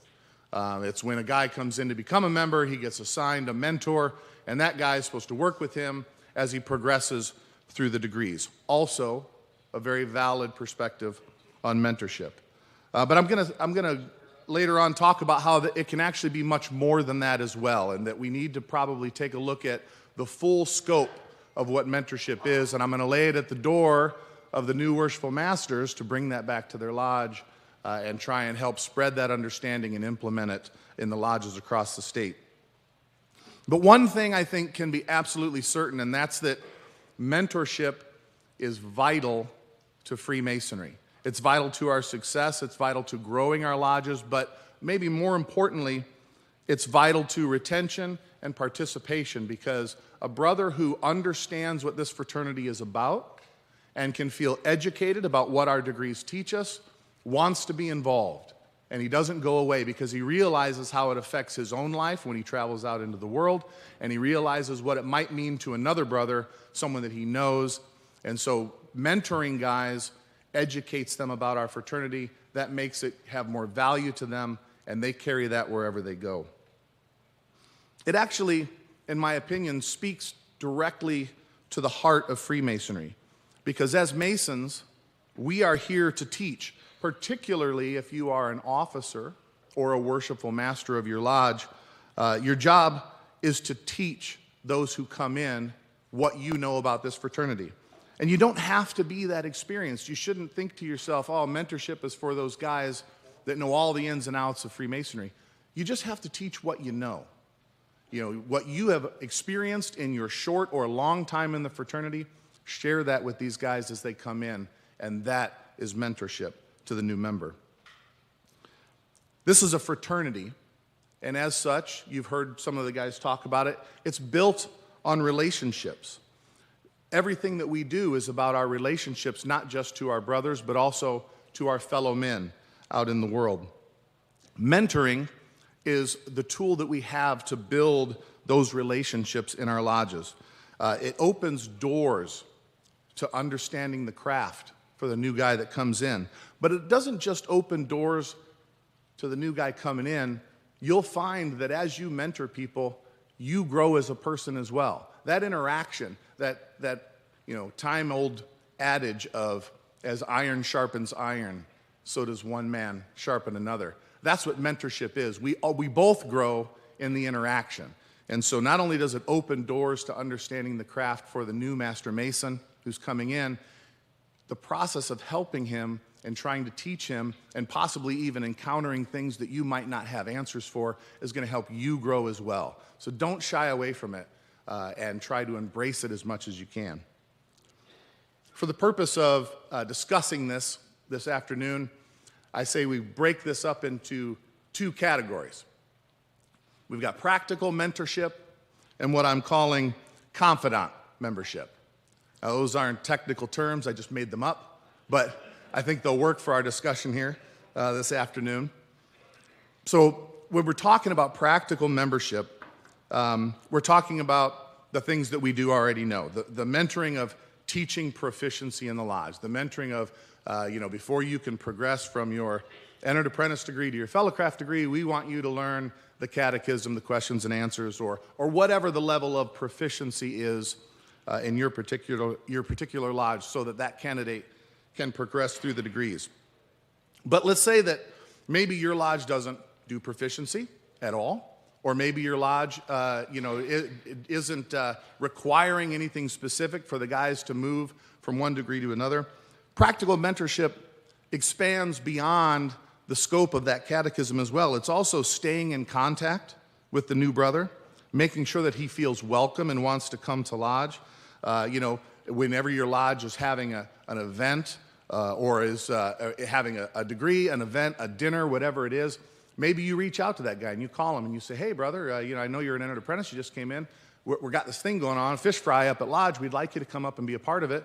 Oh, you don't have a ride? Why don't I come pick you up? I'll come pick you up and I'll take you over and you can enjoy the fellowship of your new brothers. That's a big part of mentorship as well. The goal is just to make them feel like they belong in this fraternity, because they do, and we all know that, but all too often, brothers don't make that connection. And we see Gary didn't share any of the stats, but I know that we do have statistics of guys who come in and get their entered apprentice degree, and they never come back. Maybe they make it to their fellow craft and they never come back. That's a mystery to me. Why would that possibly happen? Anybody who engages with the members of their lodge generally will want to come back and want to be there. So I look at that as we've failed to connect with them. So that's a big part of membership too, is just trying to give them a little bit of ownership in their lodge and say, hey, brother, you're a part of us. We want to have you here for whatever it is that we're doing.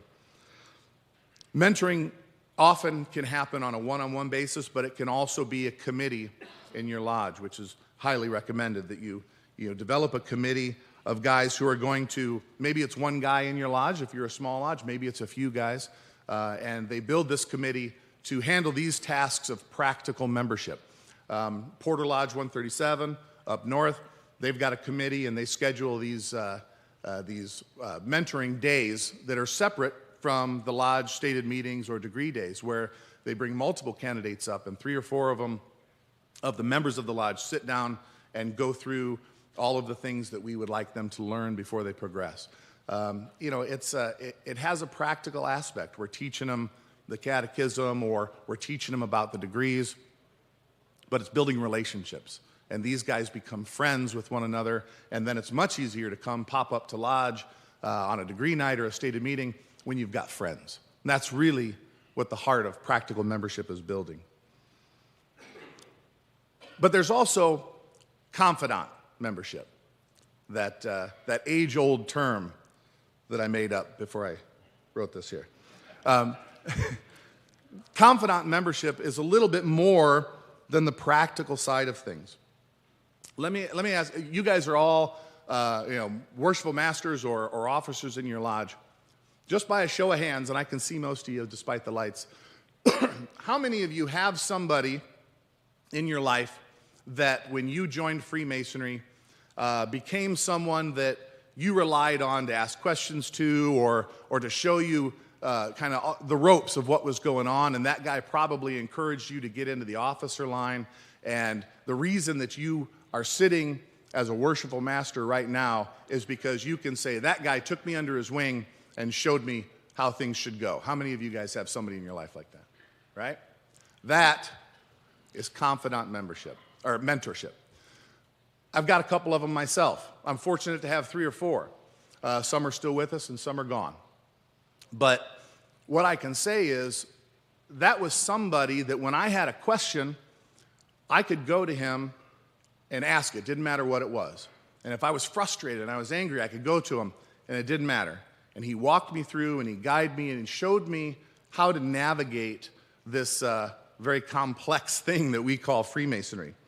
You guys are, you're officers of your lodge, you're worshipful masters, so this is probably going to shock you. You've probably never heard this before. But Freemasonry can be intimidating, it can be confusing, and it can be very frustrating. Any of you guys ever encounter any of those types of things along your journey to the East? So what it means to be a confidant mentor is to give a brother a place to go ask questions without judgment. A guy might be, let's just say you're don't feel targeted, anybody. Let's just say that you're a 50-year-old guy, you're well into your career, you're accomplished, you've worked somewhere, maybe you own your own business, and you've just become a master mason, and you've gone through the degrees, and you're sitting in lodge, and you're thinking to yourself, man, I don't understand what those 2 stones sitting in the east are for. There's one that looks like it's cut real clear. There's one that's kind of rough. I don't really get it. But you know what? I'm not going to go ask them. I'm supposed to be a master mason. I'm supposed to know this stuff. I went through the degrees. I should know it. I'm too embarrassed to go ask a guy something that I should already know because I'm going to look stupid, right? I'm sure that happens all over the place. But a confidant is someone you can go to. You pull them to a side and you say, hey, man, I know I just went through my master mason degree, but I just can't remember what those stones are for, right? You can sit down, you can have a conversation, you can explain to them, and you can do that without judgment. In addition, you might have a situation where you got a brother who's frustrating you. And you're like, geez, we're supposed to be brothers. We're supposed to look out for each other, whisper good counsel and all that. But this guy is just a jerk, and I don't know how to handle it. And back in my old life, before I was a Master Mason, I probably would have socked the guy in the eye. But I know I can't do that. That's not what we're supposed to do. But I just don't know what to do. A confidant you can go to, and you can express your frustration with him without judgment. And he'll listen, and he'll say, brother, I hear what you're saying. You're totally right. You know, these things happen. But look, here's how you should probably handle it. Just relax a little bit, let it go, see where it happened. You know, somebody who you can go and be frustrated to without having an outburst that's going to do negative things within the fraternity. That is a confidant mentor, and we need that. We need that. It's a safe haven where a brother can vent and be upset without consequence. What I'm really saying is be his friend, right? That's what we're doing. We're building relationships in Freemasonry. And when these guys come in, they want a brotherhood. They want to be bound to us by that mystic tie. And that's friendship. Building friendship. And it's building it outside of Freemasonry. You know, you want to be able to enjoy life with these brothers, not just the ritual work in the lodge. So in addition to practicing practical mentorship, I really encourage you to also try to implement in your lodge a culture of confidant mentorship that you can foster with these guys as they come through. I'm going to tell you a little secret. Who do you think runs Freemasonry? Right? I mean, I got a nice gold collar here, right? You know? You've seen a couple of guys down here with collars, right? But the 6 to 10 guys that are serving in your Grand Lodge line, we don't run Freemasonry. You guys do. The worshipful masters of our 350 lodges across the state, you direct where Freemasonry goes. You run Freemasonry. We have jobs. Hopefully you think we're doing them pretty well. We're trying. But you guys run Freemasonry. And so I want to lay before you this challenge, or these handful of challenges when it comes to mentorship. Form a mentoring committee in your lodge. Just take the time to pick a couple of guys and say, look, you're going to be our mentoring committee, and you're going to handle these tasks. And charge them to do that for the new guys that are coming in. Work on whatever it is, if you have any level of proficiency, or just explaining and the degrees to the guys so that they have an understanding of the craft. Put that before that committee and work on that with those guys. Each one of you, if you can, take on somebody as a confidant mentor. Take on somebody and say, brother, I just want you to know if you ever need anything, you come talk to me. I'll take care of you. If you got any questions, I'll answer them. If you don't know the answer to the questions, tell them you'll go find them. If you can't find the answer to the questions, call a Grand Lodge officer. If the Grand Lodge officer doesn't know the answer, we will make it up. And then we will write legislation to make it true after the fact. That's never happened, I'm sure. But I challenge you guys to do that when it comes to membership, because we need to focus on growing this fraternity, but mentorship is going to be more helpful in growing an active, stronger, and more educated fraternity. And so we can't lose sight of that if we're going to grow in numbers. We have to make sure that this fraternity remains, has the same integrity that it has now going forward as we grow. So thank you for your time. I hope you understand that. And I'm going to turn it back over to our Deputy Grand Master. Thank you, brother.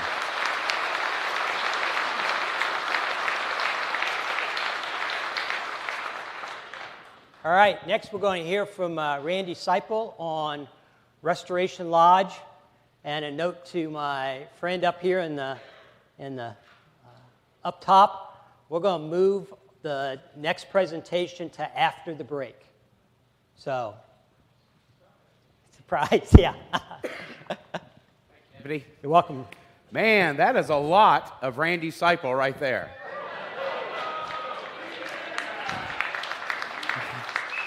My wife is downstairs with the rest of the ladies, and if she saw that, she'd peel it right off the wall and take it home. She would. I don't know what she'd do with it, but. Well, brothers, it's always a great pleasure and honor for me to stand before my brothers and talk about this fraternity that we all love. And I was given Restoration Lodge, but I really want to talk more about restoration. I had some very nice slides put together and a lot of information and some numbers and some things that the Grand Secretary and I put together for a conference of Northeast Conference of Grand Masters, but I decided just to talk to you because the actual Restoration Lodge is pretty easy, but restoring is very important. I have a 1970 Dodge pickup truck. If anybody follows me on Facebook, what's her name? Betty. Betty the Dodge pickup truck. It's old, it's a little smelly, it's rusty, but I love that truck. I love it. I take my son and my grandson camping in it. I haul firewood in it. And slowly, piece by piece, part by part, I'm restoring it. And a lot of people say, a Dodge truck? Ugh. Nobody wants that old Dodge truck. They're all rusty and they're junk, but I see value in it. I have love for that truck, so I want to restore it. We sit here and we talk about the loss of members, the death of members. We suspended members. We're losing members. We are not losing members. We are not losing members. We are losing brothers. We are losing brothers. Every time the secretary has to push the button to suspend someone, we are not suspending a member. We are suspending a brother. And we had to think about that.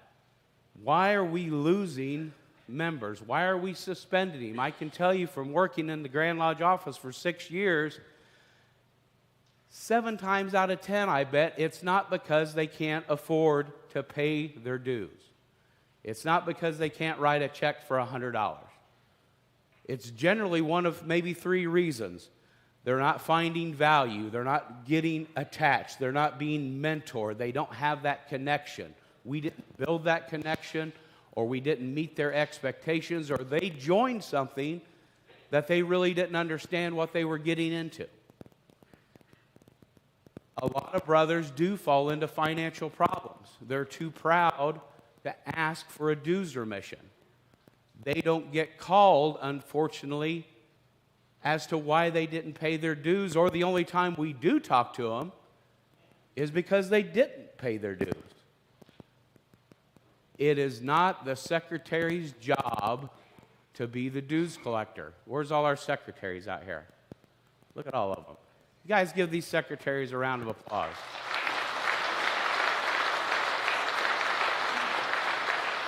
These guys do so much work to hold this lodge together, but it is not their job to collect the dues. You have a dues committee of your senior warden, your junior warden, your worshipful master. You have a whole lodge full of people that can go out and engage our members to find out, are you not paying your dues because you need help? Are you not paying your dues because we're not meeting your expectations? Are you not paying your dues for whatever reason? Recently, 2 years ago, we had a member of a lodge that consolidated into my lodge. Morton Lodge consolidated into Temple Lodge. There was a member, he was a past master, was suspended 20 years ago. I received a call from a lady that said, this person, brother, he's still a brother, is very ill and he wants to get back into the fraternity. Can you help him? He is not long for this world. Yes, I can. We have Restoration Lodge. I contacted him and I spoke to him and he goes, well, I want to go back into Temple Lodge. I want to be a member of Temple. I said, we can do that, but it's going to be quicker for you under this circumstance. Restoration Lodge. It's going to take a week to 3 weeks to do your background investigation. Get that sent to the Grand Treasurer in the office to look at that background investigation and approve him to come back into the fraternity. Pay a simple $105 fee to be restored. You are now a full member back in this fraternity for a year until you find that lodge. Well, we got him in. We actually got him into being a full member of Temple Lodge. This brother had been suspended for 20 years. I sat down and talked to him. What happened? He said, I went through a very hard divorce. He said, I lost my kids. I was just lost. And he said, it wasn't that I couldn't afford it, but it just made it very tough, and I just let myself get suspended. Wasn't because he couldn't pull out the money. He just let himself get suspended. We've got to search in our lodges, go through the rolls, and research our brothers that have been suspended and reach out to them. And you might call them and say, I got suspended because the master that year was a pain in the neck, and I didn't like it. And I didn't want anything to do with it. And I'll never come back to your lodge. He can go to another lodge through Restoration Lodge. We can get them back in. Restoration Lodge to date has brought in 93 members back into this fraternity. You think, oh, a fraternity of 40,000 people.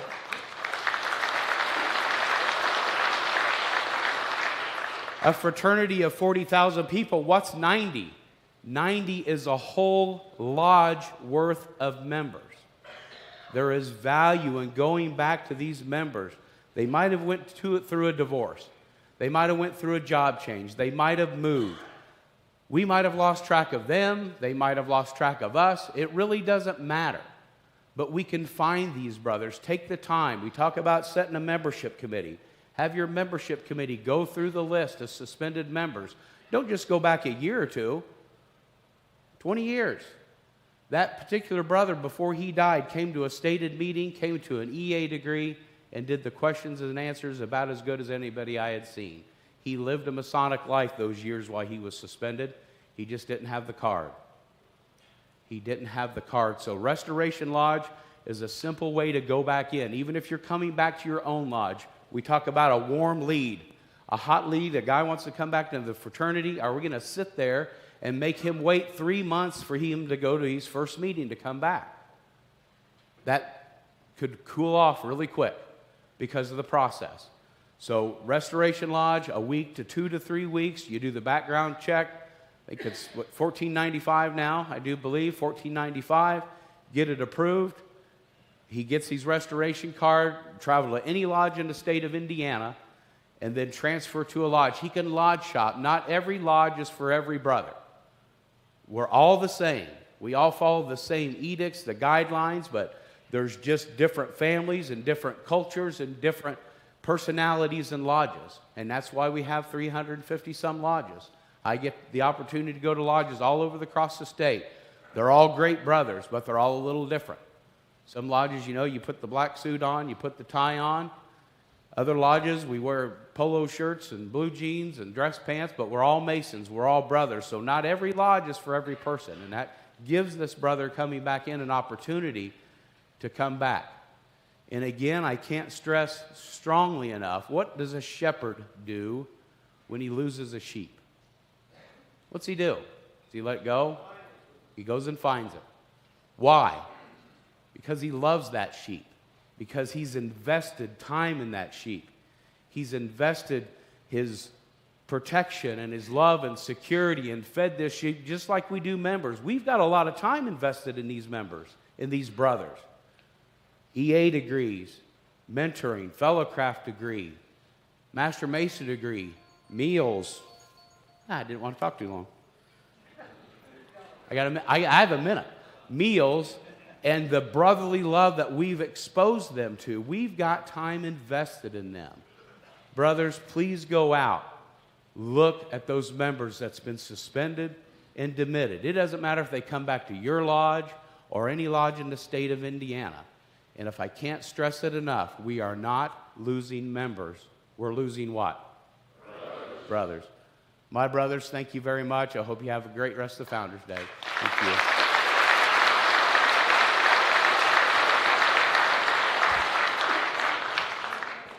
So thank you, Randy.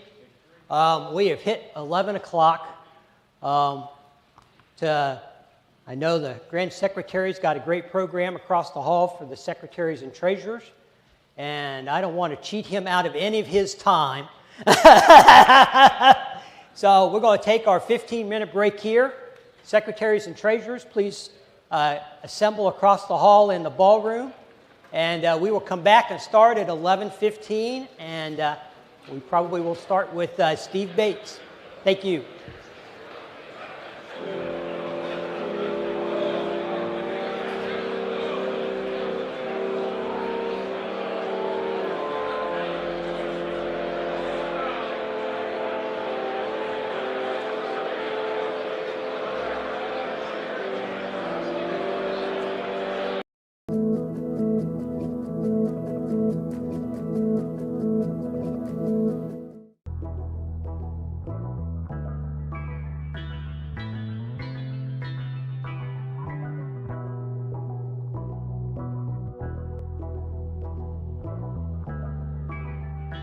Hey, welcome to the Masonic Schofield House. This is the first two-story brick building in Madison that housed a tavern, sleeping inn, and a meeting room.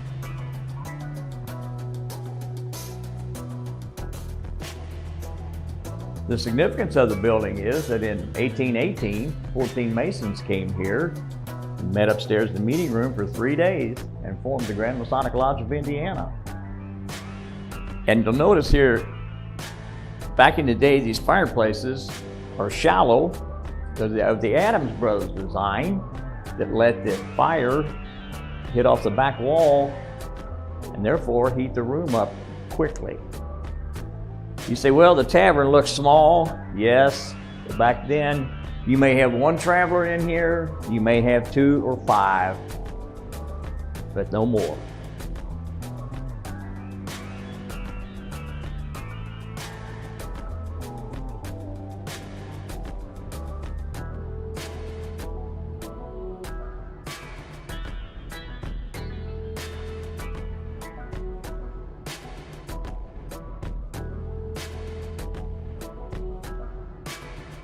You are now entering the parlor. My favorite thing about the room is the floor. Beautiful and well over 200 years of age. Notice the tapestry hanging on the wall. The carpet, the rug, is a Peking rug. Fireplace is the same thing as the Adams Brothers design.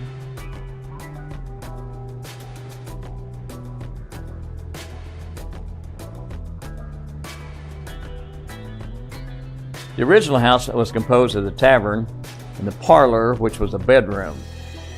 The family slept in here. They kept the kids away from the travelers. They didn't know who they were, where they'd come, or what they were going to do. When the children got older, they moved them upstairs to a second bedroom, and the parents took the first one and thus transformed this into a parlor or sitting room.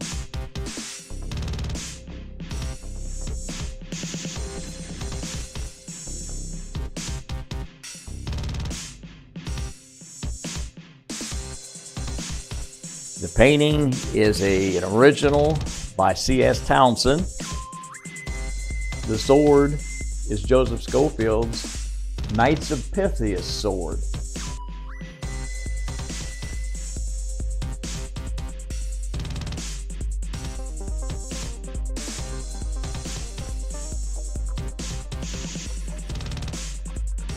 You are now entering the room that was previously the sleeping room and the meeting room. And it is now a Masonic Lodge. And it has a name, Schofield Lodge, 1818 UD. In the early days, the travelers would enter the sleeping loft here through the outside door of the tavern, climb a ladder, come across the porch, and they were in. In the early times, the floors were new. They were soft wood. The travelers would cut squares and rectangles, lift them up, put their valuables underneath, pull a straw mat and sleep on top of it so no one would take them from them.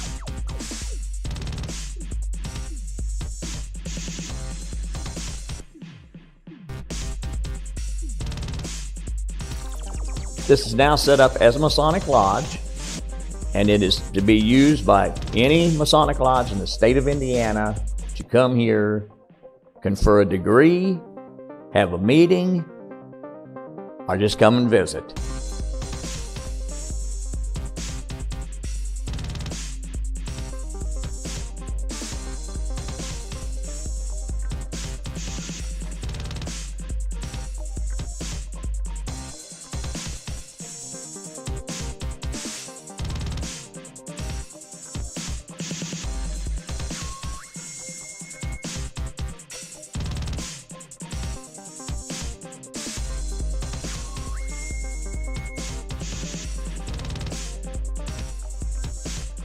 This was the first kitchen and has been transformed now into a dining room.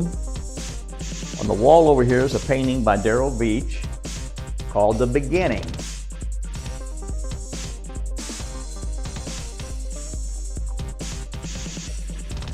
The cupboard near the fireplace there, if it had no shelves in it, would be taxed as a room. Taxman figured someone could sit in the bottom of it and sleep.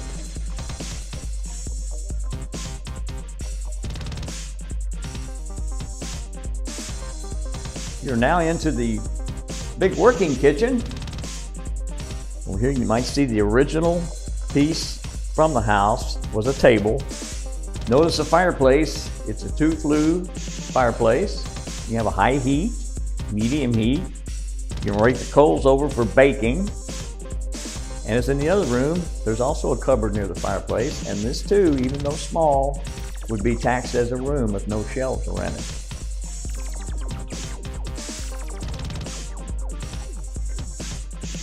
To learn more about the historic Schofield House in Madison, Indiana, go to schofieldhouse.com, where you can join the Schofield Lodge 1818 UD, as well as book an event at the Schofield House.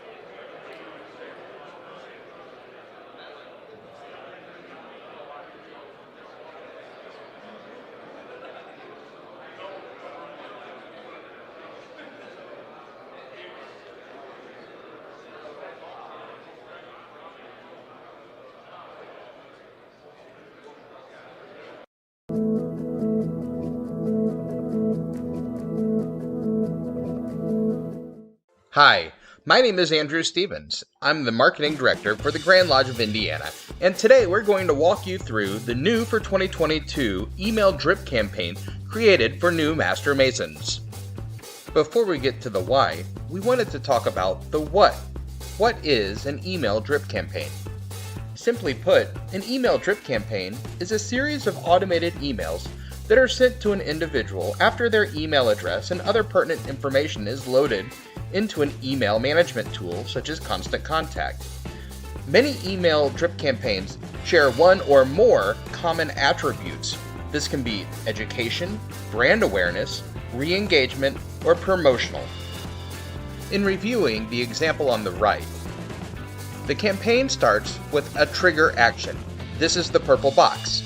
For this example, this trigger is an individual going to a website and subscribing to the account. Immediately, the email marketing tool sends this individual a welcome email. One day later, a reminder email is sent, and again, 1 week later, a third email is sent.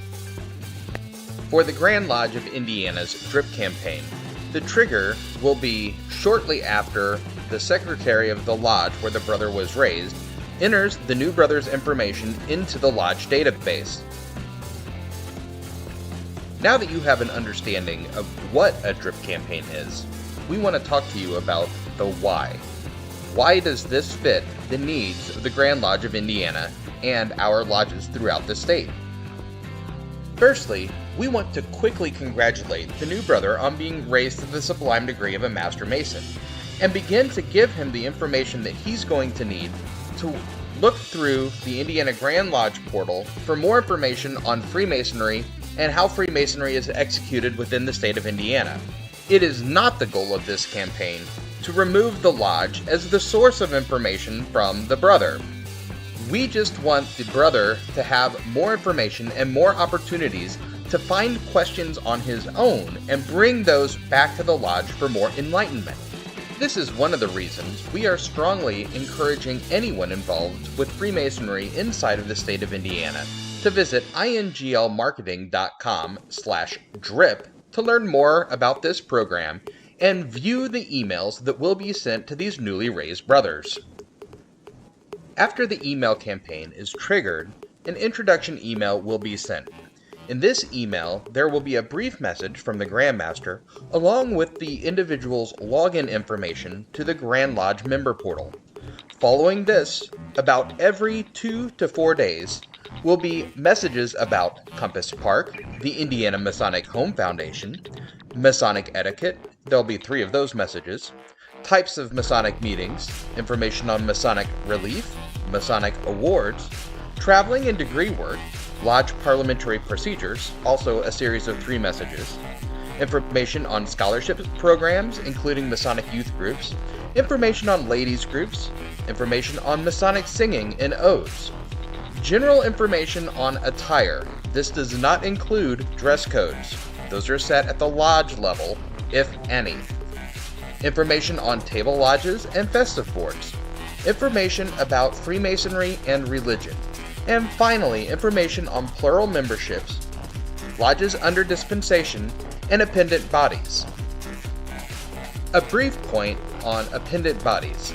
In order to make sure that we were fair to every appendant body, we did not list any specific appendant bodies nor their links, because of the number of appendant bodies active inside of the state of Indiana. We felt this would be the most fair way of handling this, although we do reference that there are appendant bodies within the fraternity. As we begin to close this section of the presentation, I would like to re-encourage everyone listening to visit inglmarketing.com/drip to both sign up to receive the messages yourself and view PDF versions of the entire series. As you are reviewing the messages, if you see any additions or corrections that you feel need to be made to the campaign, please either reply back to the email that the message came from or reach out to me at andy@mirashriners.com. Thank you again for your time, and I look forward to hopefully sharing positive outcomes from this campaign in the near future.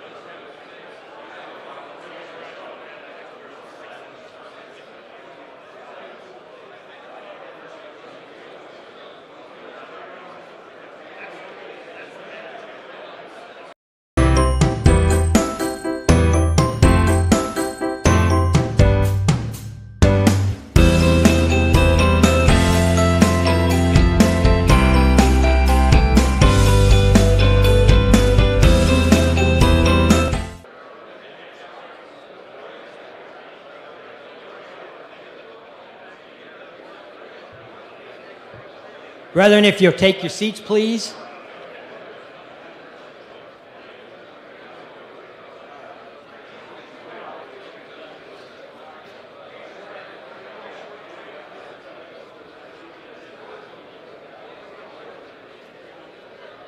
All right, brethren, we're into the home stretch. We're about to round into third and head for home, I think, as Joe Nuxhall used to say.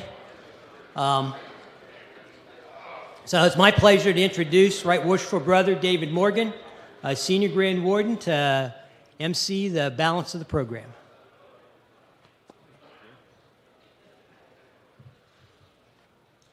Well, we lost our secretaries and treasurers, so we'll be able to maybe move on a little quickly till lunchtime. Beginning the program here after break, I'm very proud to introduce our next speaker, brother to brother calling, our junior Grand Deacon, Stephen Bates.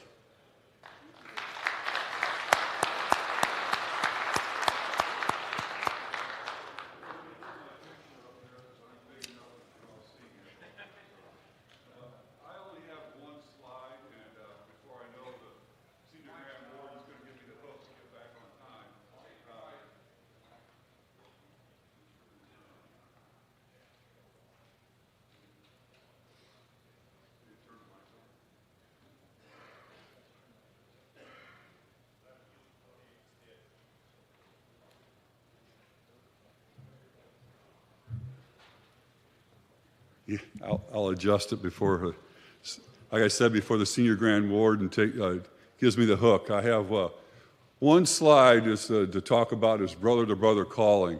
And again, if you look at the cover of the Founders Day program, it says engagement. And you've heard all the presentations have talked about engagement.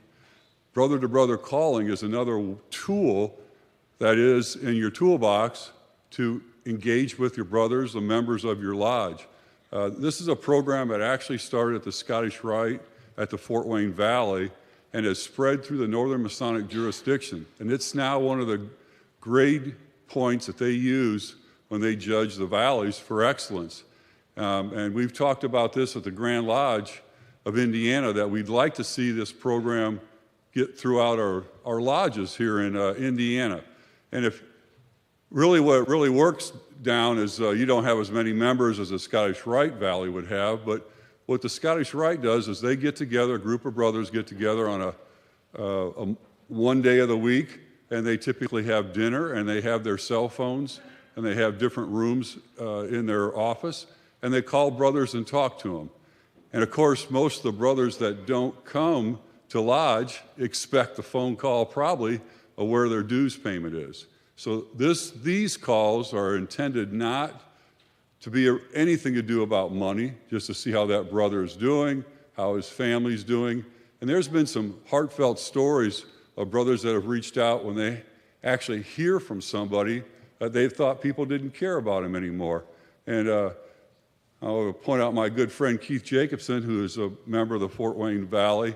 He's been very active in calling, and he's told some unbelievable stories about talking to brothers that have, and maybe they're embarrassed about coming back to the lodge. They forgot the due guards and signs. They don't come back for various reasons. But again, this is a great opportunity to engage brothers without calling them about money, calling them and being a brother. So thank you.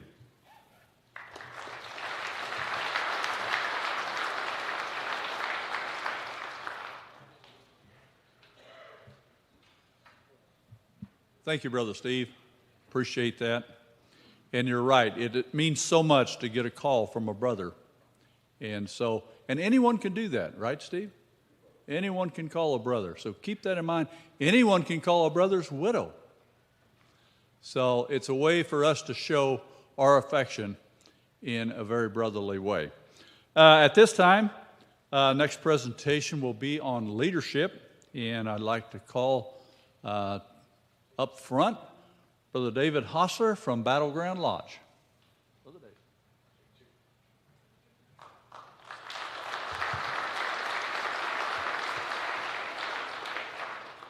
Good morning, brothers. I hope you enjoyed your break. I'm a better writer than I am a speaker, so we will get through this.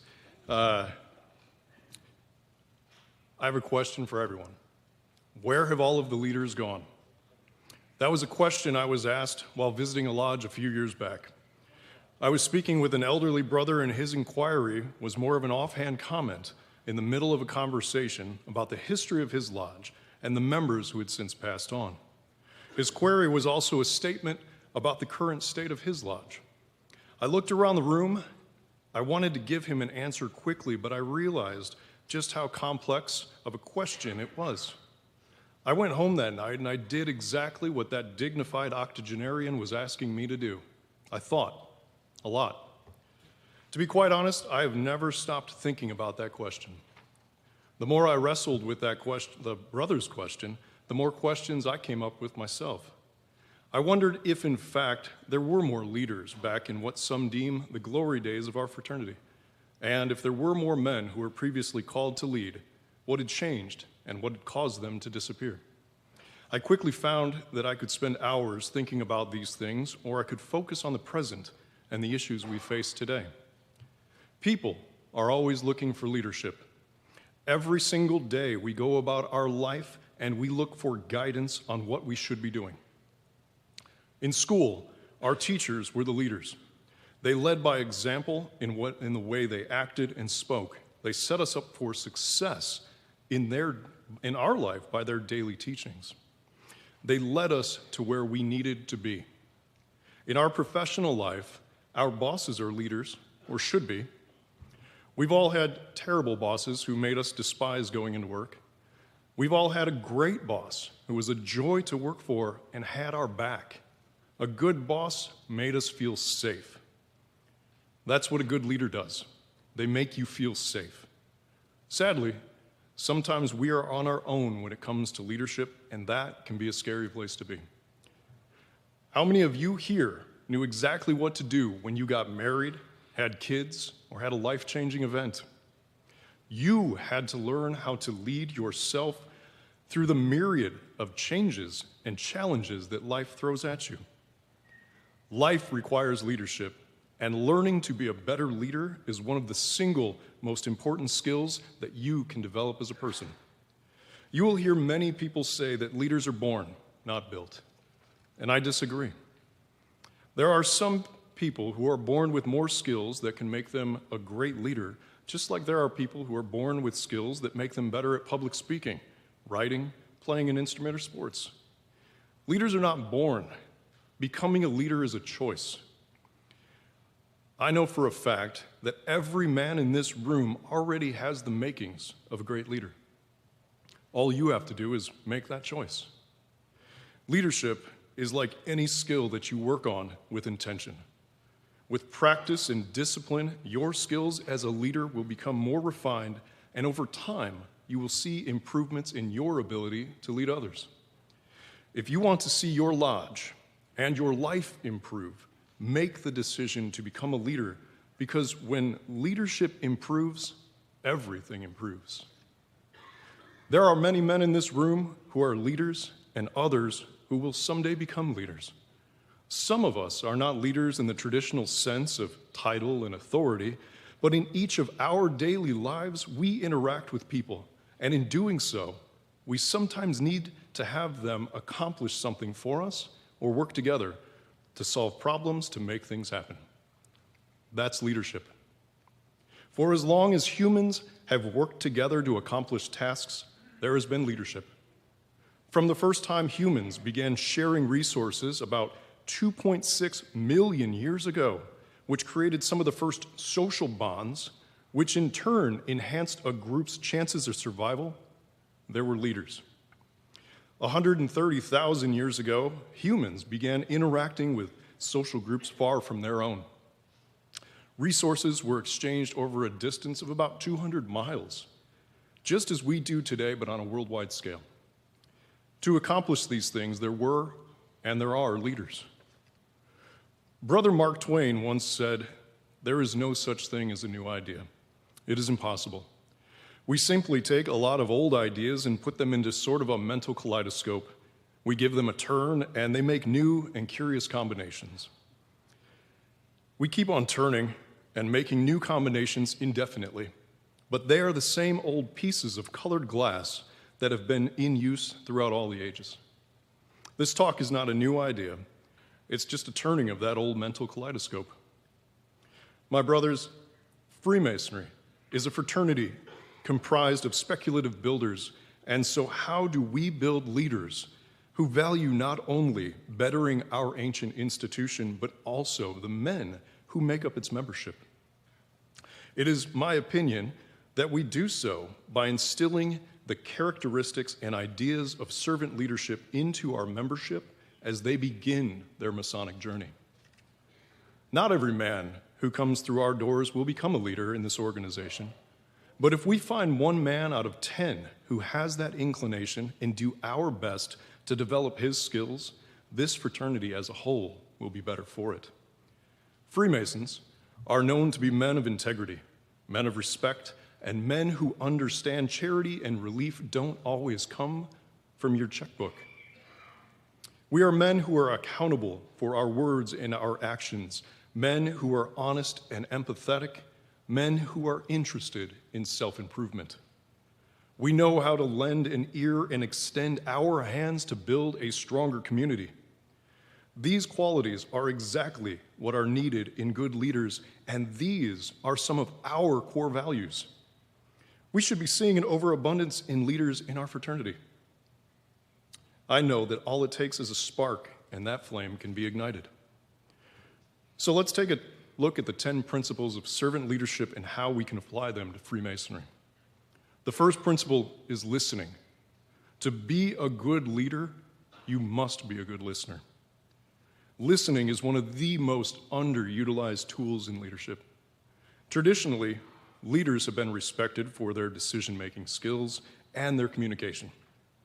These are incredibly important skills to have, but by listening intently, a servant leader seeks to find out exactly what is going on within a group, identify the will of the group, and clarifies the will of the group. A servant leader listens to exactly what is being said and also what is not being said. Listening to what's not being said is a bit of a tricky proposition, and it takes time to get better at. Listening can feel like one of the hardest skills as a leader to develop because our default nature is not to listen to understand, but to respond. Think about when you're talking to someone in your daily life. You're hearing what they're saying, but while they're talking, you're formulating your response, which means you're not truly listening. It's completely normal, but it's a verbal tennis match. Slowing down your responses and making them relevant to the subject at hand makes for a much more meaningful interaction. Many times, our responses are about us and not the person we're talking with. That's why when acting in a leadership capacity, listening to someone should never be about us and always about them. Listening is a skill, takes time to really start to get good at, but with practice, you can fine-tune it. When someone is talking to you, make them feel like they are the only person in the room that matters at that time. I know when I'm at a Masonic function and a brother who is a good listener engages in a conversation with me, afterwards, I feel better, my burdens feel lighter, and so I want to give that feeling back when I can. The second principle of servant leadership is empathy. Empathy is the ability to understand how someone might feel without having to experience what they're feeling yourself. An empathetic leader creates positive outcomes by doing his best to understand where others are coming from. The life experiences of our membership dictates how they act and how they respond. Attempting to understand a person from his perspective can help make better decisions in any leadership position. Empathy as a leader in your lodge is understanding what's going on in a brother's life and offering to help. It ties directly in with relief. Empathy can directly impact membership retention and engagement. A brother who feels like he's understood is much more likely to stay on, as an engaged and contributing member. Think about what happens when you have a lodge full of men who feel like they belong. It is truly an incredible thing to witness. Healing is the third trait, and this one ties so closely with brotherly love that, in my opinion, it is tough to distinguish. Many people have broken spirits and have suffered emotional hurts in their lives. No one in this room is immune to the pain that life can bring. Servant leaders recognize this and understand that they have a chance to help soothe the unhappy, sympathize with their troubles, and restore peace to their troubled minds. Think about a brother who was previously engaged in your lodge. He was outgoing and he was fun to be around. Over the course of a few months, he becomes quiet and disengages. He stops showing up consistently, and those times he does, he's not himself. He seems distant. This is where you, as a servant leader, can employ listening, empathy, healing, and awareness. This is where you can step in and say, hey, I've noticed something is wrong with you. Is there anything I can do? Do you need to talk? Sometimes it could be a major life change that's hurting our brother, and he might feel as if he has no one to talk to. Other times, the issue might be something small, and just bringing the issue to light fixes it because both parties can see it from each other's perspective. It could have been that a comment was made over dinner that one brother took offense to, but the person who made the comment didn't think anything of it. Healing is sitting down with your brothers and letting them know you've noticed something is up and you'd like to help figure it out. That gesture alone can help your entire lodge's success over a few-year period. Losing a guy to a misunderstanding can have a ripple effect that you often cannot see when it happens. Being a healer is noble, and putting another person's situation first shows that you care about them. Just remember that all things require balance. Working on healing others and forgetting yourself is not healthy. Stay mindful of that balance. The fourth principle of servant leadership that leaders must develop is awareness. This skill will help you better understand what is going on around you and with those around you. Simply put, it's paying attention. Self-awareness lets you better understand who you are. When you are self-aware, you can examine your values, your motives, your habits, your beliefs, your strengths and weaknesses, and your emotions. It can help you understand how your traits might impact others around you both positively and negatively. But awareness is not always a fun thing to have. Being aware of what is going on both internally and externally can be disturbing and can be overwhelming. That's why with awareness, reflection is so important. Taking time to ask yourself why you are feeling the way you're feeling and explore those feelings is a great way to begin developing self-awareness. Just like with listening, being aware of the verbal cues and nonverbal cues will give you the keys to find the needs of the group and in turn find ways to better serve the group. Thankfully, as Freemasons, I like to think that we fall into the camp of introspective, self-reflective, and therefore self-aware kinds of people who are always looking to improve ourselves and the lives of others around us. And so this skill comes a bit more naturally to us. The fifth characteristic of a servant leader is persuasion. As a servant leader, developing your ability to persuade others is incredibly important. In a volunteer organization such as ours, you have to be able to convince people why something is a good idea rather than trying to force them to accept your idea as the best. Authoritarian leadership tends to fail in our fraternity because no man who is there of his own volition would put up with being told what he is going to accept if there are better ways of doing something.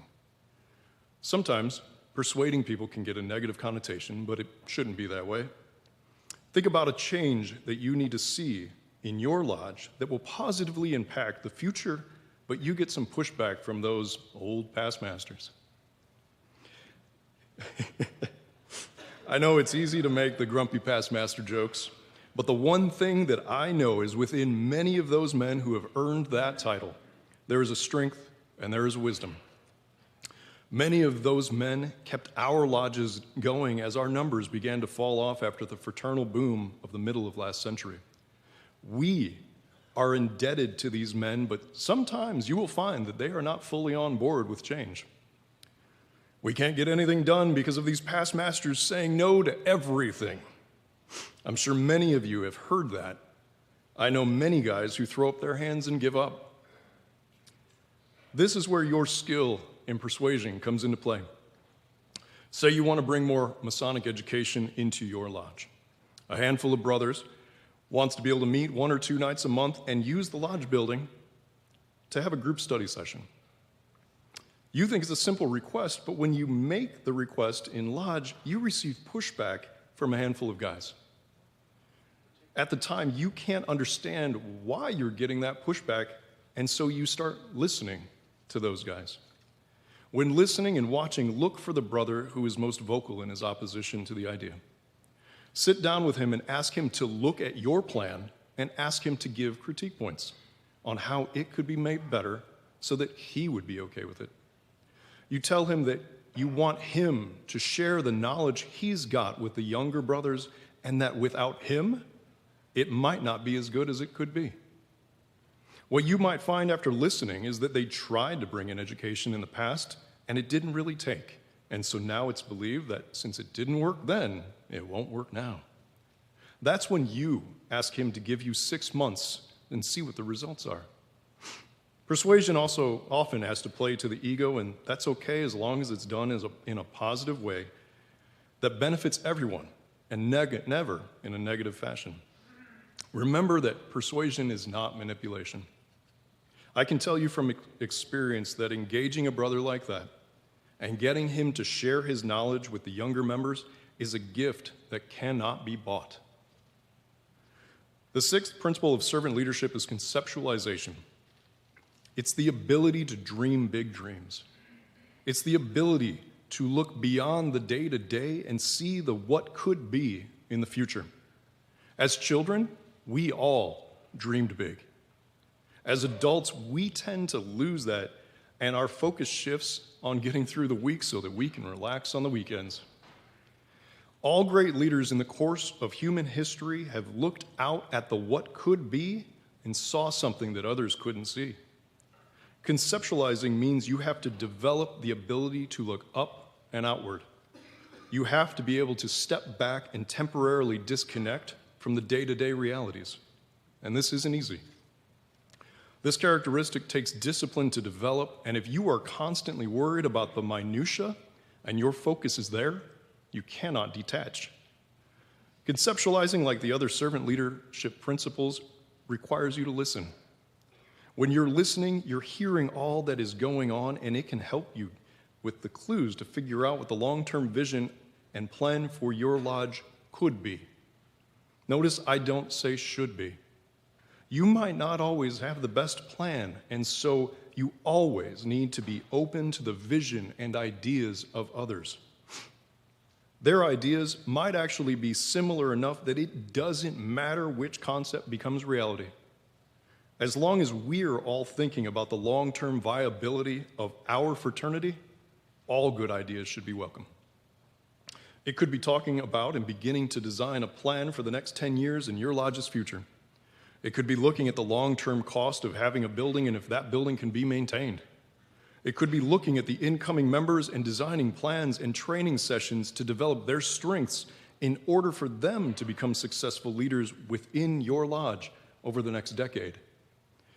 When I'm trying to conceptualize something, I like to think about this quote by Chicago architecture legend Daniel Burnham. He said, "Make no little plans. They have no magic to stir men's blood and probably themselves will not be realized. Make big plans. Aim high in hope and work, remembering that a noble, logical diagram once recorded will never die, but long after we are gone will be a living thing, asserting itself with ever-growing insistency. Remember that our sons and grandsons are going to do things that will stagger us. Let your watchword be order and your beacon beauty." Daniel Burnham also made the Masonic Temple in Chicago, Illinois. Unfortunately, I don't think he was a Mason, but those are some very strong Masonic words. So when you draw your designs on your trestle board, make big plans. Foresight is the seventh characteristic of a servant leader and enables us to look at the lessons of the past, the realities of the present, and the consequences a decision has for the future. In order to gain foresight, it, like all of these other characteristics, must be practiced. Foresight requires us to interact with those who are different from us, which brings a different perspective to the conversation.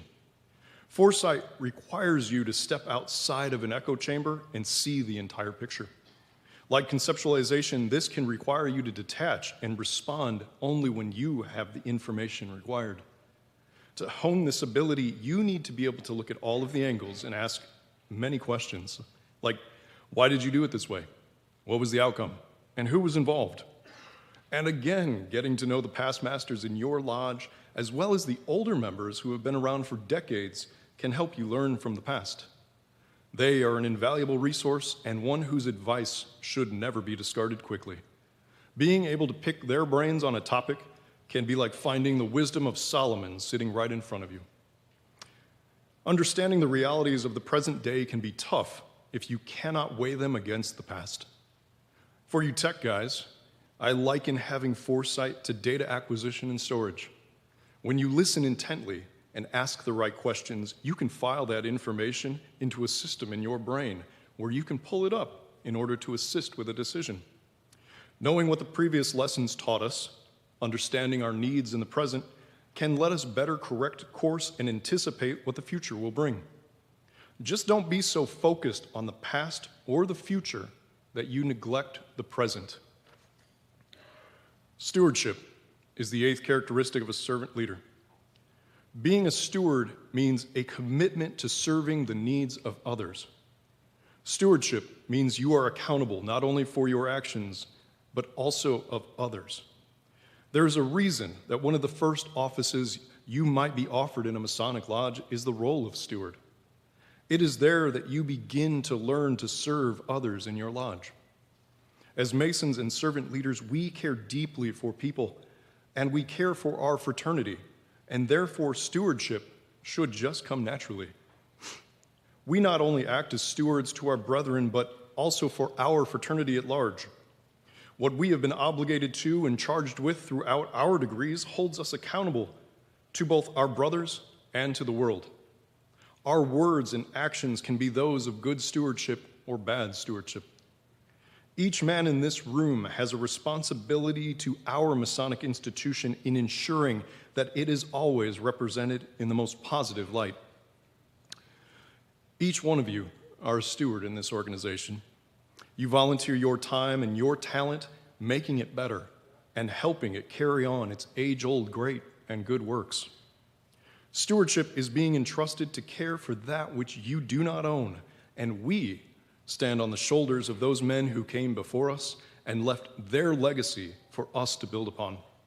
It should be our duty as stewards to leave a lasting legacy that future Freemasons who have not yet been born can be proud of. Commitment to the growth of people is the ninth characteristic of a servant leader. A servant leader in our fraternity must be committed to the growth of others. As Masons, we want to see others do well. We want to see our brothers succeed. When Masonic leaders help others reach their untapped potential, the results can create a ripple effect through time. The men who are the mentees someday become the mentors in their own right and find new men to share their knowledge and experience with. If that's not one of the very reasons that our fraternity exists, then I don't know what is. When we spend our time, our most valuable and finite resource, mentoring our brothers, we are committing to their growth as both men, as well as to the growth of Freemasonry. In time, they will become the face of our lodges, and if they are well educated in the philosophy of Freemasonry, they will positively represent our fraternity to the utmost of their ability. Mentoring a new brother allows him to begin to understand why we do what we do in our degrees, and even more so, some of the deeper meanings of our symbolism.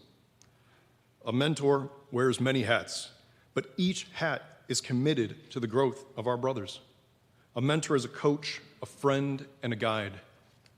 I know firsthand that having a great mentor in this fraternity sets you up for success. If it wasn't for the man who was my first mentor, I wouldn't be standing here today. Because of his patience, his ability to listen and gently guide me on the path, I am a better man and Mason for it. It is my dream that every Mason who walks through the doors of our lodges has a fantastic mentor. Building community is the 10th characteristic of servant leadership. Servant leaders look for ways to build community within their organization through collaboration and consensus building. Community only happens when we have a strong bond, and it is critical to our mental and physical health. When you focus on the previous 9 characteristics of servant leadership, the natural outcome is a strong community.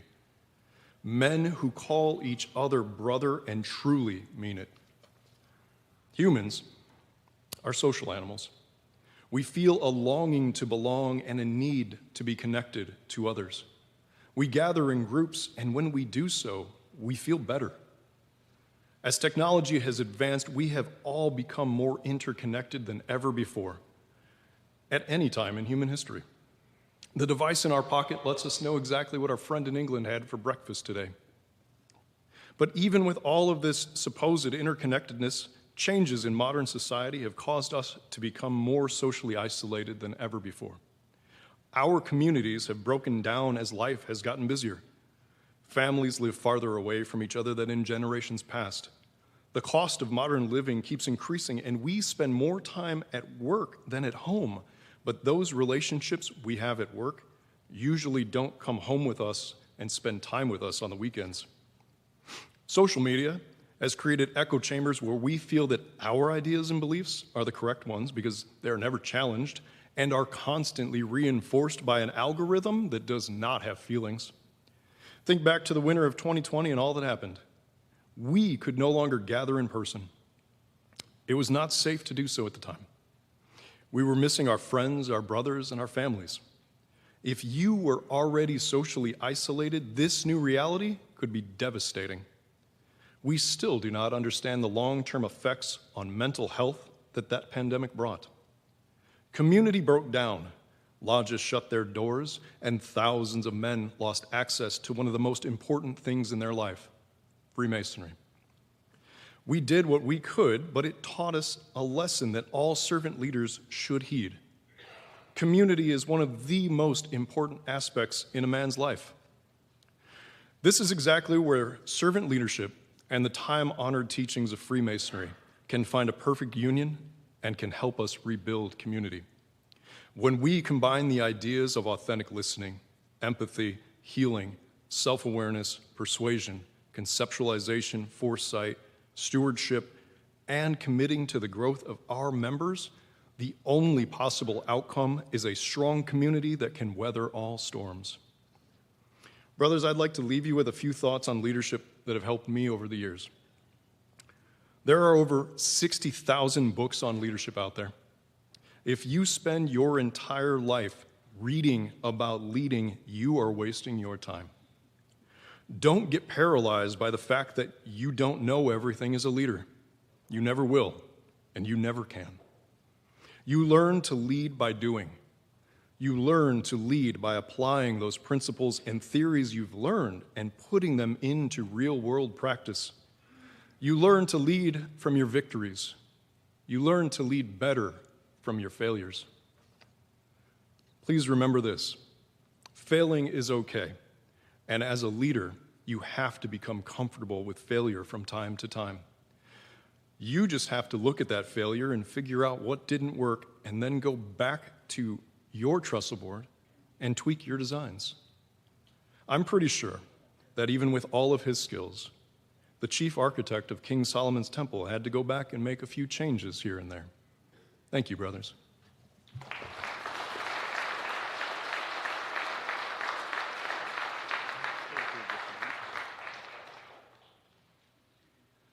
Thank you, Brother Dave.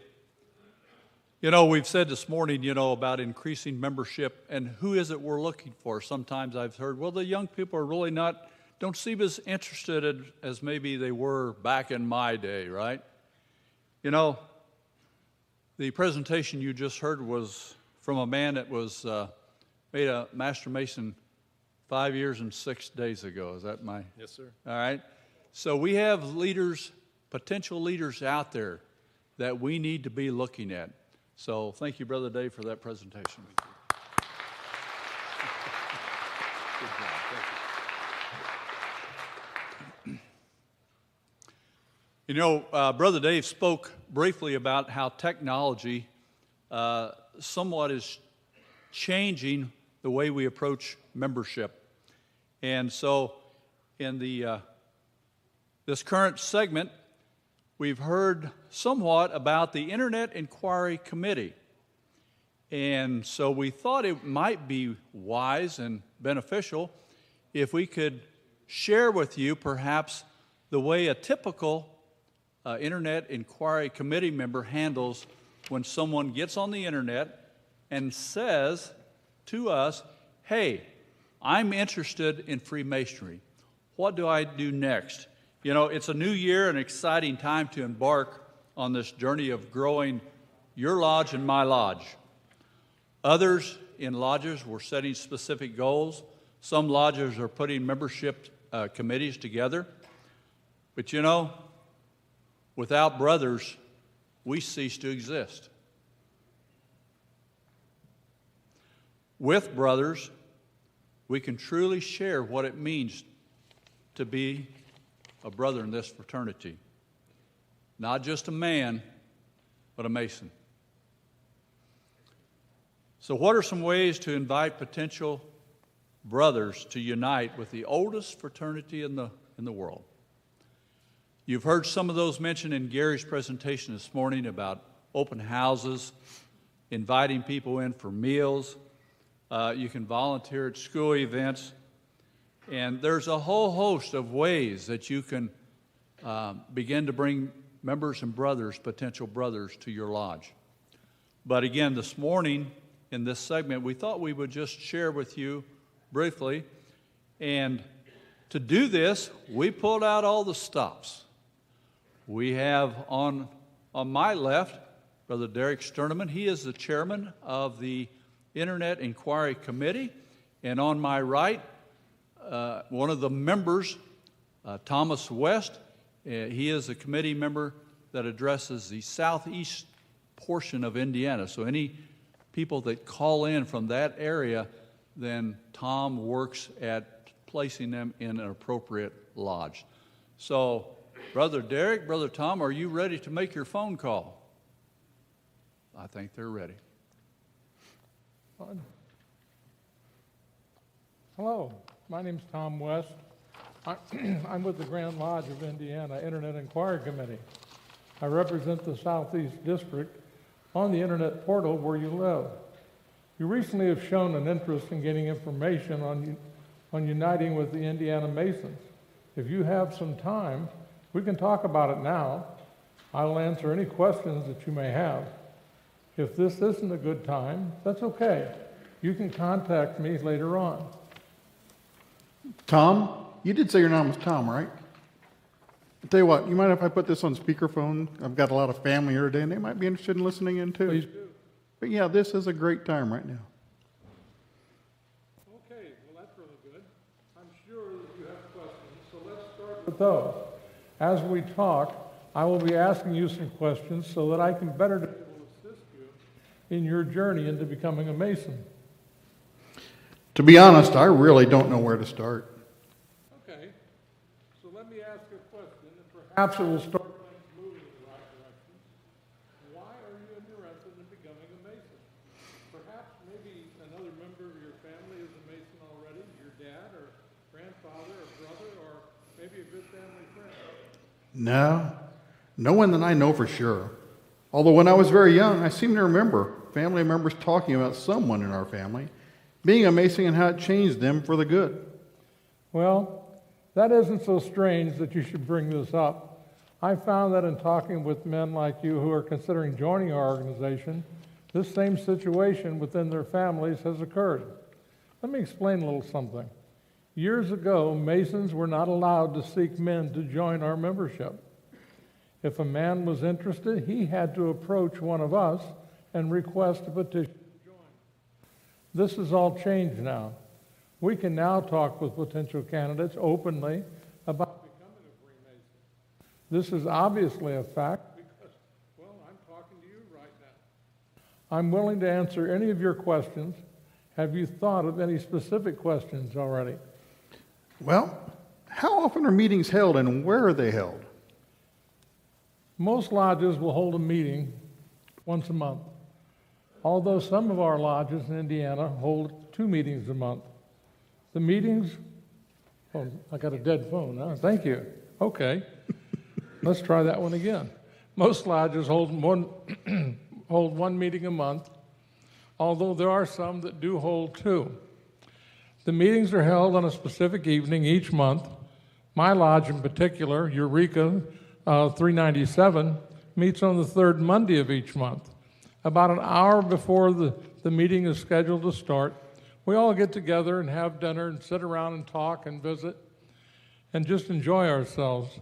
As far as where the meetings are held, they're usually held and are held always within a Masonic lodge, facility, or a building. Well, Tom, would I have to be present at every meeting? No, not at all. Not at all. It's important that you understand that we as Masons believe that the more you're involved in our activities, the more you will grow in Masonic wisdom, ideals, and knowledge. One very important factor, though, is to understand when you become a Master Mason, your family, your profession, and your lodge are of the utmost importance.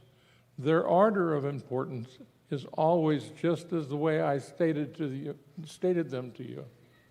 Well, Tom, if I were to move forward with becoming a Mason, what are the steps? The first thing is I will forward your interest in becoming a Mason to a lodge close to your residence or a specific lodge that you may request. Secondly, that lodge secretary, master of the lodge, or a member that the master designates will contact you. After talking with you, they may invite you to a meeting night dinner to meet some of the guys. In this way, you will get to know them, and, well, they'll get to know you also. Before the dinner, or perhaps after, they will provide you with a petition and instructions on how to fill it out and return the document to the lodge. Once the lodge has received your petition, it will be read at their next regular stated meeting. If there are no objections to your petition, the master of the lodge will assign 3 members to interview you and assist you in completing the background check. At the next stated meeting, those who interviewed you will read their findings and make recommendations to the lodge members. At that time, a vote will be taken and you will be notified of the results. Any other questions that you might have about Masonry? Well, now that I've been thinking about it, it's kind of pertinent to my position here. What if the company I work for sends me out of state for several months? Will that affect me becoming a Mason or remaining a Mason? Oh, no. Actually, that's an opportunity to further enjoy what Masonry is really all about. In your travels as a Master Mason, you will meet brothers throughout the United States and around the world. You will find men from all walks of life enjoying Freemasonry, and you immediately have something in common. These are friendships that will last a lifetime. During my travels, I have visited lodges in multiple states and countries. It was an incredible experience. Any other questions you might have? You've been very helpful. I don't think so. Okay, then my question to you is simply this. Do you wish to proceed in becoming a Master Mason? Would you like for me to forward your information to the lodge within your area? Yes, I would like for you to forward it to the local lodge. Okay, I will take care of that for you. A couple things I would like for you to remember, though. The first being that if you should have any questions after you begin your process, you can ask your lodge contact person who will be assigned to you, or you may contact me at the number which you have. The second is this: enjoy your journey. You are becoming a member in the world's largest fraternity, as well as the world's largest family. Our brotherhood is second to none. It has been my pleasure to talk with you and to help you along your journey. You and your family have a wonderful day. Thank you.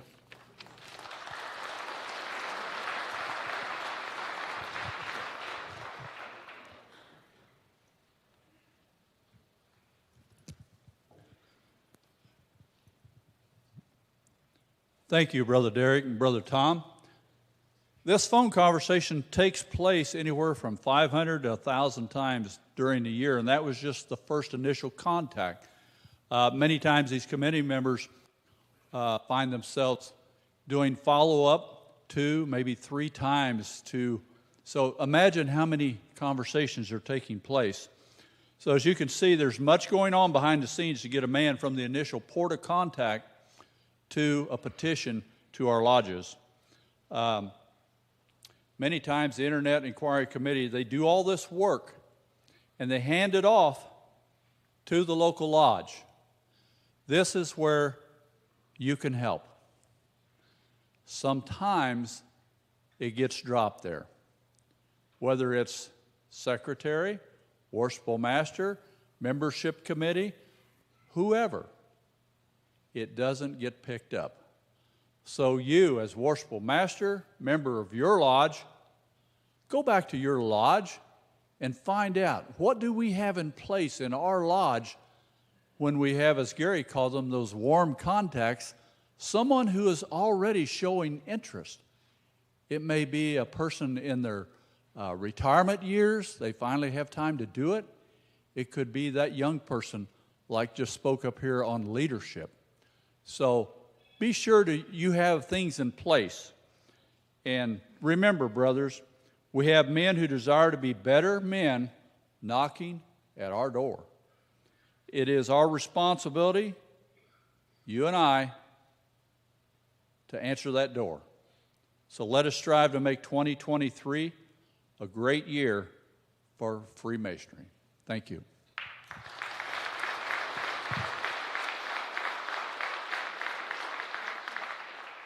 This time, the next segment here will be for Compass Park, and we have Chad Davis. Brother Chad.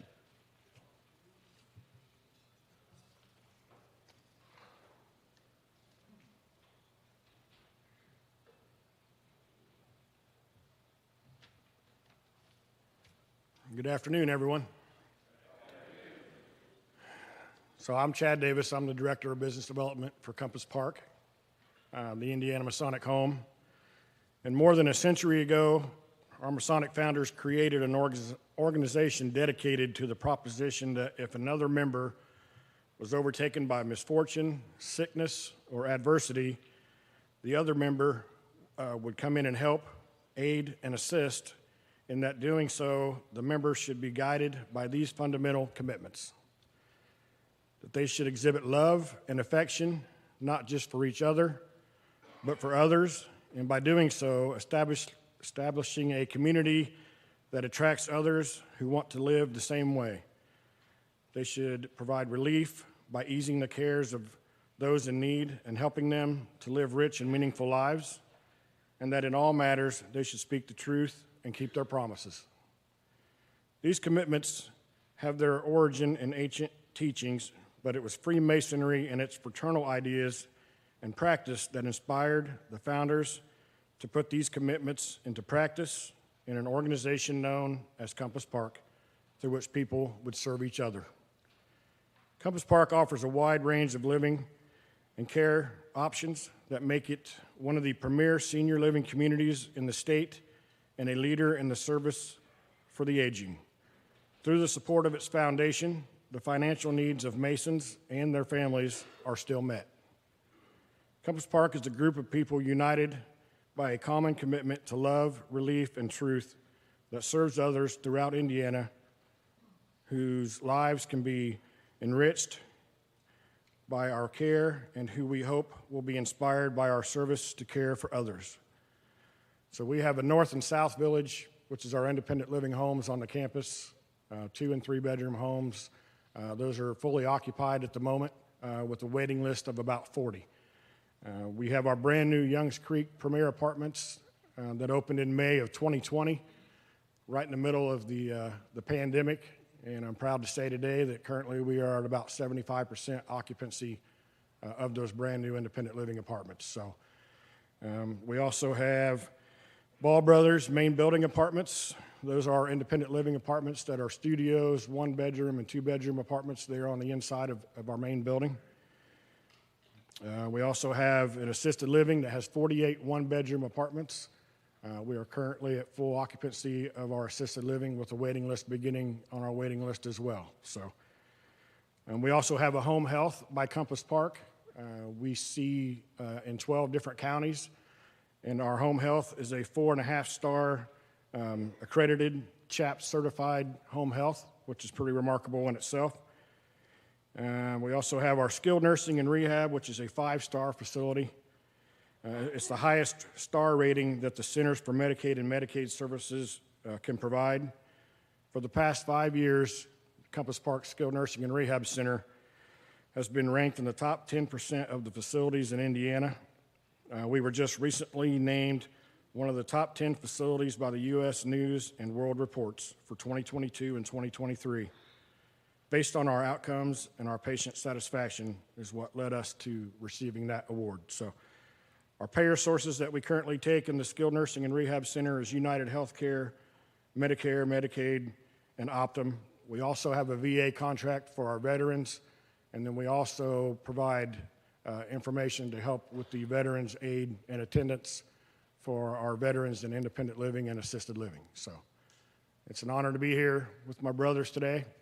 I thank you for allowing me to come down and share this time with you, and anybody who's interested, please always contact Compass Park. We're always available for tours. Same with your lodges. A group of men want to come down. Just check with me first, depending on what our COVID restrictions are. Right now, we can probably take up to about 6, but we're welcome to walk you through and show you the lovely campus, especially if you've never been down to Compass Park before. So, thank you very much.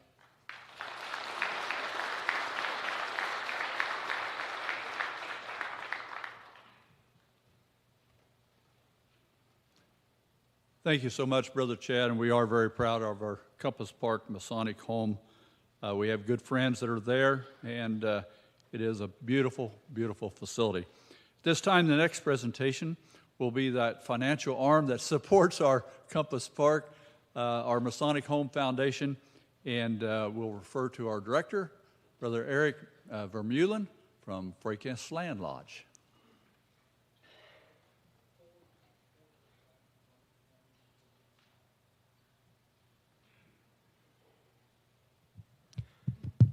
Thank you, Right Worshipful. I appreciate that. And on behalf of the Board of Directors, including our President, Jeff Zering, past Grand Master, and all the board members here and some that are not, as well as all our staff, I bid you good afternoon on behalf of the Indiana Masonic Home Foundation.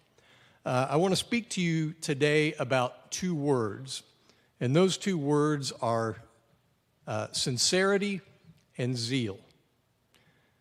One of the things that I'm really not a fan of is following Chad Davis at the microphone here, because one of the great things about Chad is that there's no one more sincere in his approach to making Compass Park the best that it can possibly be than Chad, and he's a tough act to follow.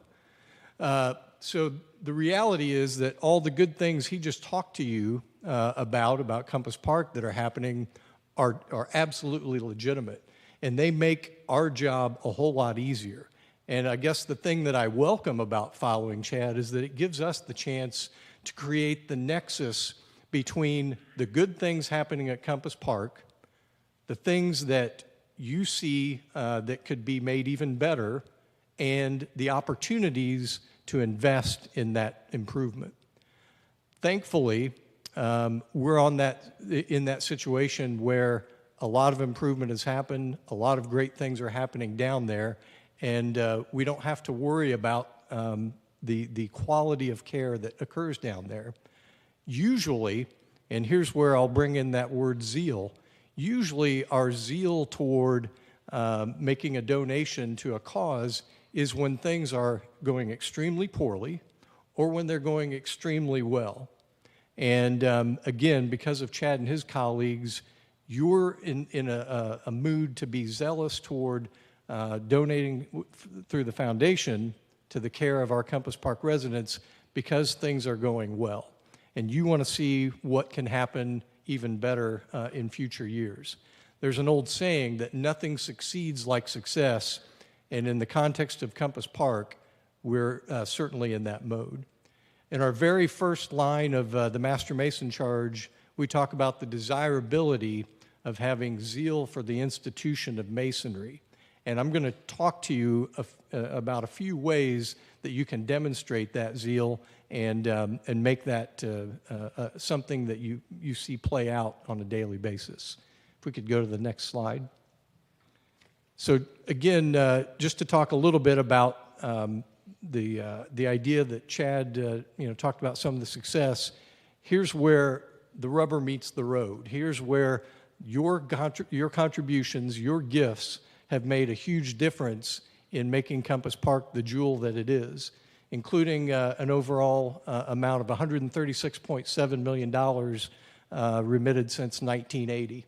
And again, because the need continues and it's ever present, we know that we need to continue in that vein. Next slide, please. One of the ways that you can do that is through our $1 a day program, or 365. One of the key takeaways that I hope you get from this afternoon is that number 277. Because in 1985, when we started the Gold Card program, the value of $100 meant a certain amount. It meant a certain amount of buying power. Today, to equal that same buying power, you need $277. And yes, we're in the grips of inflation. Thankfully, it's moderating just a bit now, and maybe we're beginning to see an end in sight. But because of that buying power of that $100 continues to weaken.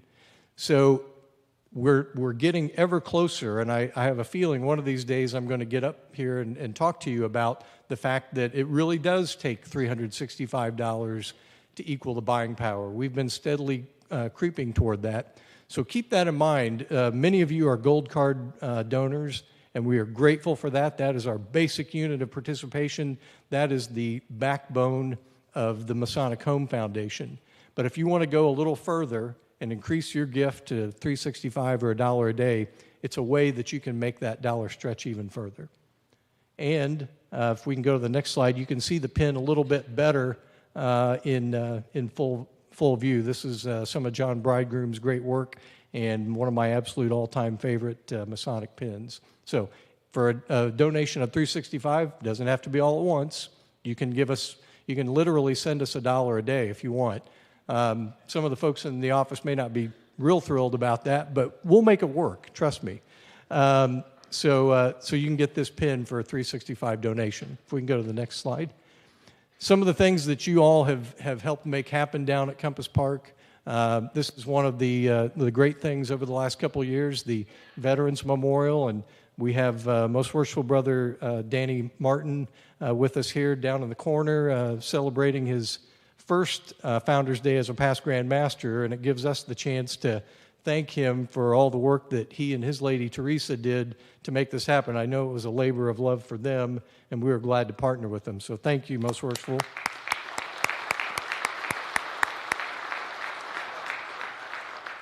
And that's become an integral part of life down at Compass Park and a great landmark. If we can go to the next slide.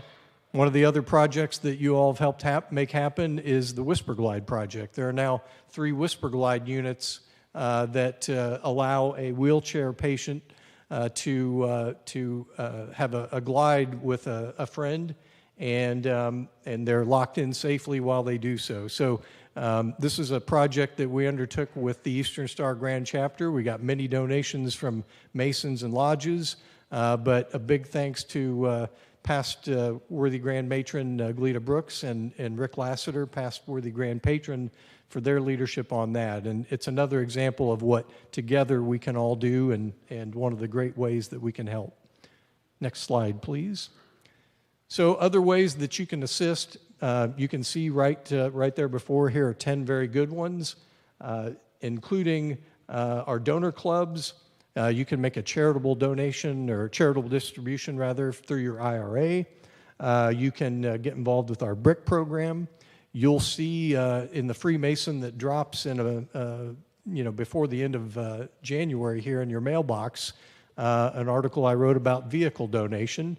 And people are just, I don't know, having some ESP moments, because without that even having gotten out, I've had people start talking to me about vehicle donation all of a sudden, and just had an inquiry this morning about it. So I hope that you'll read that, take a look at it. It's an underutilized opportunity, but one that may meet your needs.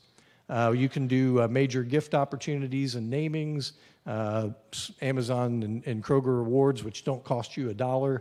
And last but not least, I'll mention that we have our All Indiana Freemason and Shrine Golf outing on June 15th of this year. So please take a look at joining and being a part of that. Planned giving is extremely important. We just had our Corinthian Society dinner back in October, and it gave us a chance to thank those who have made a provision in their will. And it gives you a chance when your assets are no longer needed and you've provided for all the family members and friends and causes that you're interested in. We hope that you'll consider making us one of those causes as well. It's a way to assure the future of Compass Park. And if you let us know now, it gives us a chance to thank you while we're all here, and we can all express that gratitude. If we can go to the next slide.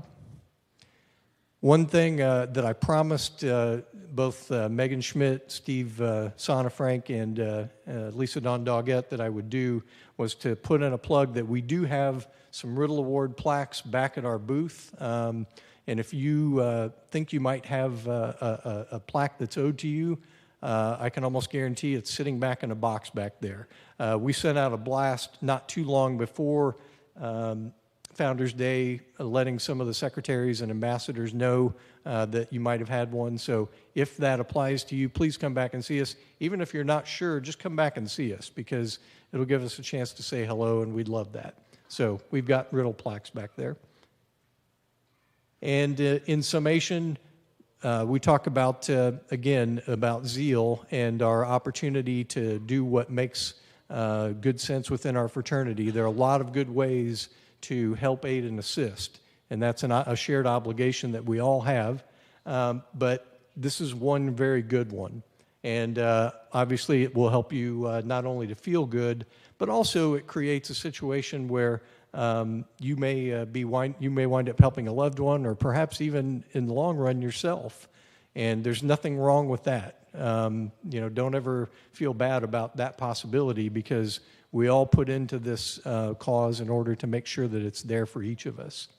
And one of the great things that it does, and one of the great things that Chad and his co-workers make happen, is that we're able to help provide the quality of life that all the residents at Compass Park deserve. They're healthier and happier, and no one has to choose between paying for food or medicine or being in a situation where they're well cared for. And if we could just go to the final one. I said there were two words we want to talk about, and those were sincerity and zeal. The other two most important words, and those are thank you. And we can't say that enough for all the support that you continue to provide for your Masonic Home Foundation and all that support that goes toward Compass Park and its residents. So thank you, brethren.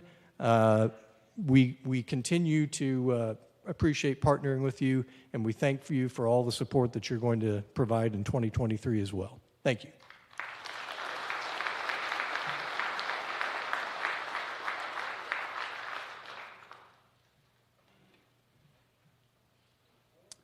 Thank you so much, Brother Eric. The last two presentations were in regards to the benevolent arms of our fraternity, with the third step on the Master's altar. The next one has to do with that first step, and that's our scholarship. And to give us an update on scholarship, we have our good friend and brother, Gregory Jordan. Brother Greg. Well, I have good news and bad news.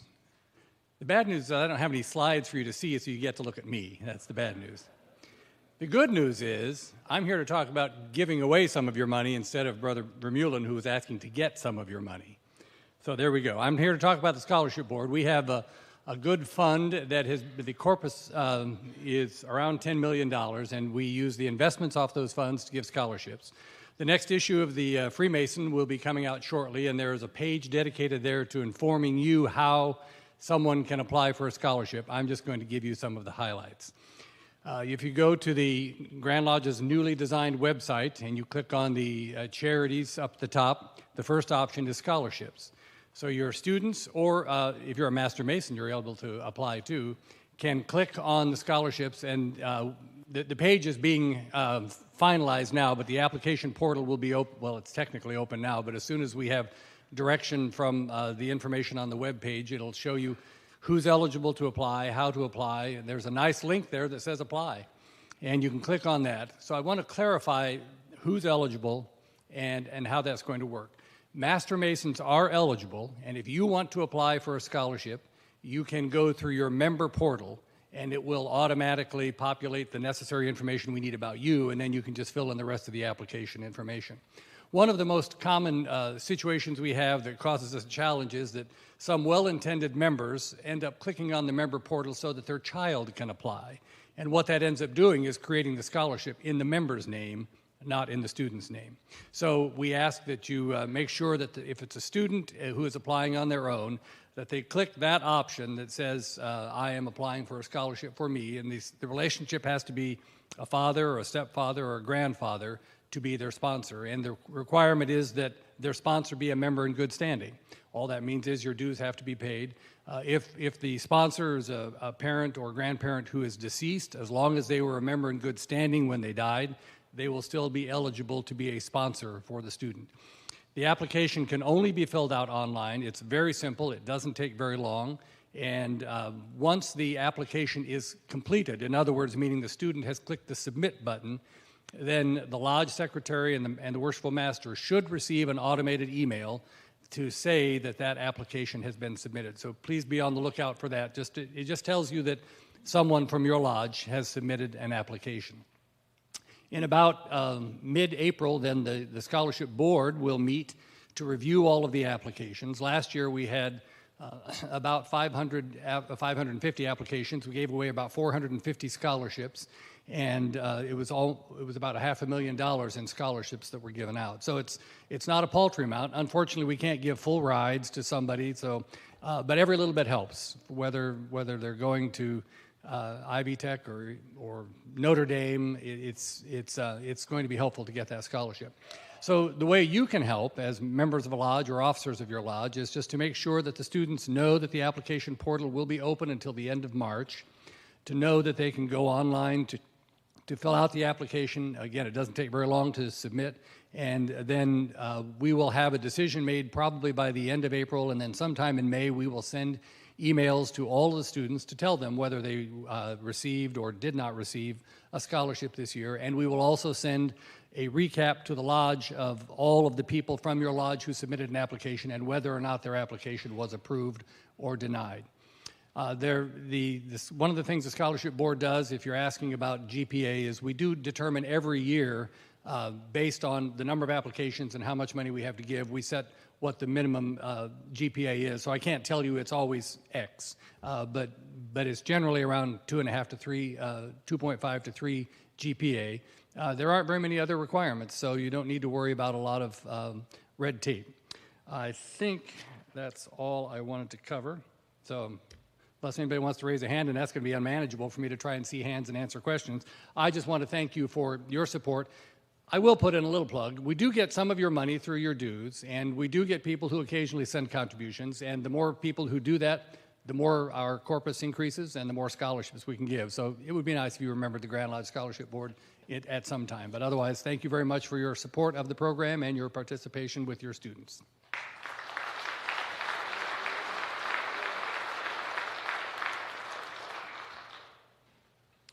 Thank you, Brother Greg. We're very proud of our support of our youth.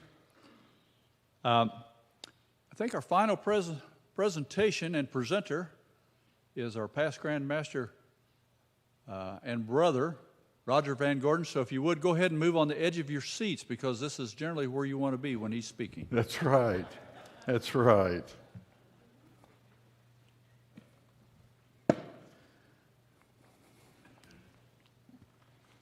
Got to find that point in the center here. Yeah, I was break time. I was going through my phone, right? And I admit I am tied to this thing. My wife Patty's got this meme. Shows a guy getting out of his coffin saying, "I forgot my phone." She thinks it's hilarious. She sends it to me every now and then. But you know, I was reading the news, right? And the Russians are still in the Ukraine. There's a new scandal out of D.C. People are pitted against each other, races. Now we got generations pitted against each other. Okay, boomer. You sit there and say, boy, does this world need Freemasonry? Does this world need Freemasonry? What are you doing about it? What are you doing about it, right? You know, Gary Brindley got up, showed some slides, talked about things, but the point he was really making, and if you looked at these numbers, Gary told you that there are more men in your hometown that would be interested in Freemasonry than are members of your lodge. So when we look at the state of the world, and we look at the state of Freemasonry, then Cassius was right. Cassius was right. What is the future of your lodge? What is the future of your lodge? And what are you doing about it? Yeah, we've had 60-some years of declining membership. Now, I grant you that all community organizations, be they churches, be they Rotary, be they the American Legion, be they the Lions, all community organizations have had declining membership during this time. Now, back in my day, we blamed it on television. We said, boy, if it wasn't for television, we'd have lodges full. It wasn't true then, still's not true. Still's not true. Yes, society became more isolated during those times. Those of us of that age, remember the baby boomers were called the me generation. The me generation. And yes, people did leave institutions. Yes, community was not as important because I'm important. It's all about me. It's all about the I. So I don't need to belong to a community of anything because it's all about me. But you know what? This is true. This is history. It waxes and wanes. Throughout American history, you can see this movement forwards and backwards. If you love American history, you're probably familiar with many historians, scholars refer to the current era as the Second Gilded Age, a period of tremendous technological advances, widening disparity between rich and poor, feeling of personal isolation, the importance of the individual liberty to the detriment of his community. You can read comments made about the Gilded Age, and it sounds like it's made today. But what do we know? Society waxes and wanes.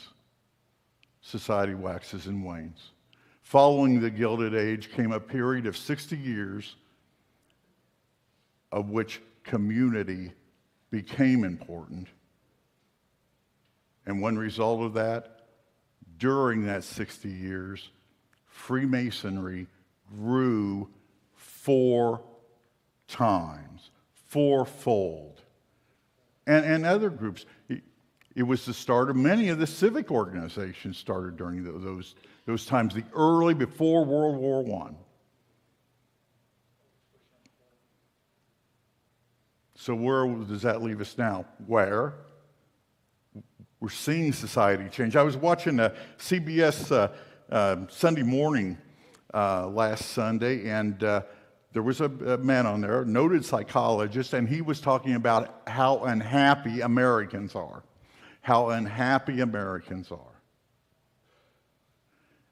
And the reason why is because they feel isolated.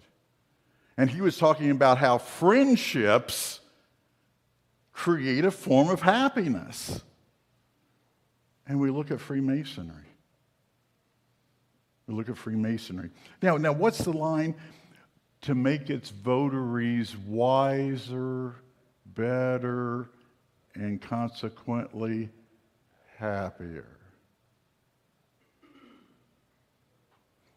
What's the future of your lodge? What are you doing about it? What are you doing about it? Are you friends with your brothers in lodge? Are you helping them become wiser, better, and consequently happier? Does your lodge, as it says in our installation ceremony, communicate happiness? Does your lodge communicate happiness? There are men, we know there are men in your community, more men in your community that would be interested in Freemasonry if they understood it, knew about it, and what are you doing about it? Is your lodge a happy place? Is your lodge truly teaching and practicing the art of Freemasonry? Why?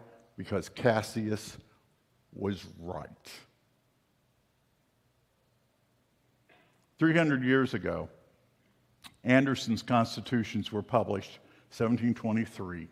Why is that important?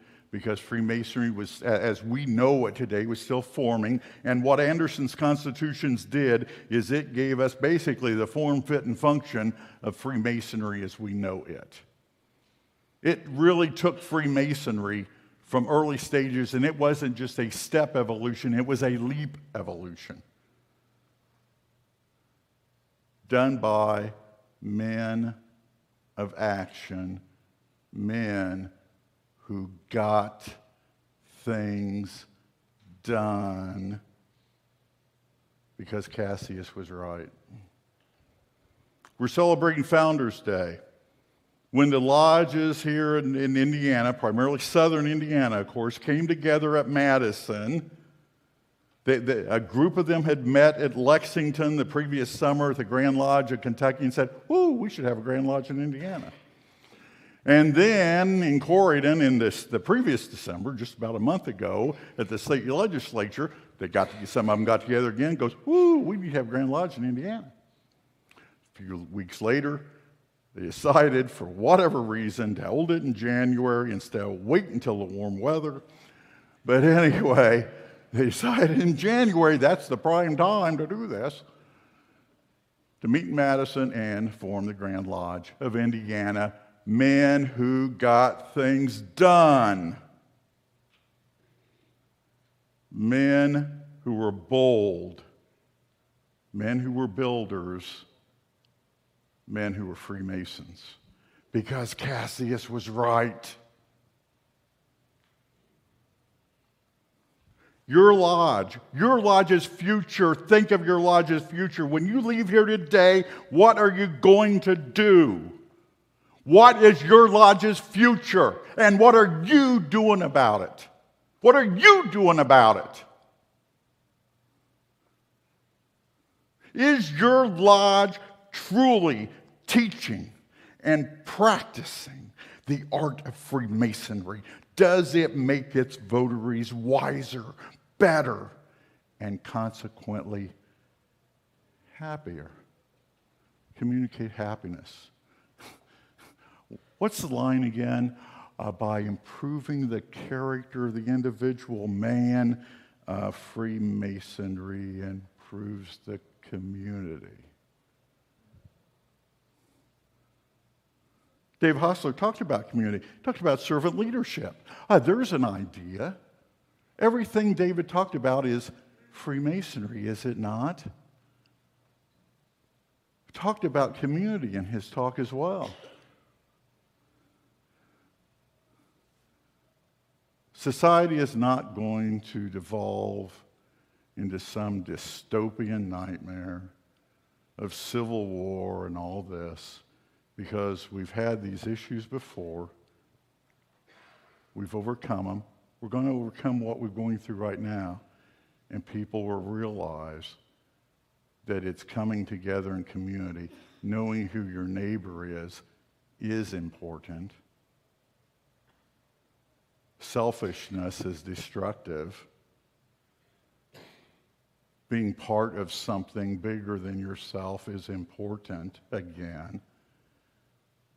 And we need to be there to offer Freemasonry, as we have in this state for over 200 years now. And we can. But Cassius was right. What is the future of your lodge, and what are you doing about it? Gary gave us some great information. Dave Hostler and John Bridegroom brought up excellent points for us to do and move forward. Steve Bates even talked about something as simple as calling up the members of your lodge just to see how they are, just to connect with them. Isn't that what we're supposed to be doing? We're supposed to be brothers, treat one another like brothers. And maybe that's what these men who are not Masons are looking for. Going forward, what's the future of your lodge? What are you doing about it? Why? Because Cassius was right. You remember back in high school, English Lit, you started reading some different plays, started looking at Shakespeare, probably had to do Romeo and Juliet, but Julius Caesar is always a popular one. And if you remember in the play Julius Caesar, there at the early part, remember, beware the Ides of March. Remember, Caesar goes in, he's having his triumph, he goes into the Colosseum. Antony offers him the crown of Rome three times. Caesar pushes it back, and the whole Colosseum just swoons for the greatness of Caesar. The whole time, Cassius and Brutus are there on the mezzanine complaining. Well, honestly, they're not complaining, they're whining. They're whining. And they're whining, asking, why is it that Caesar's the great man and not one of them?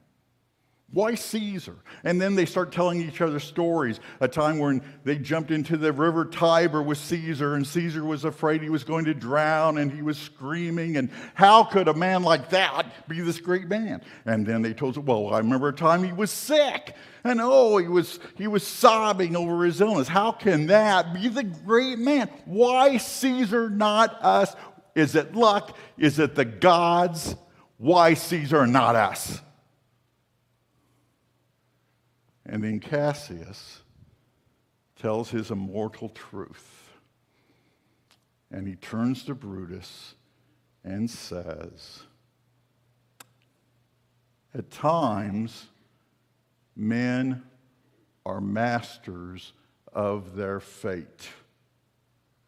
The fault, dear Brutus, lies not in our stars, but in ourselves.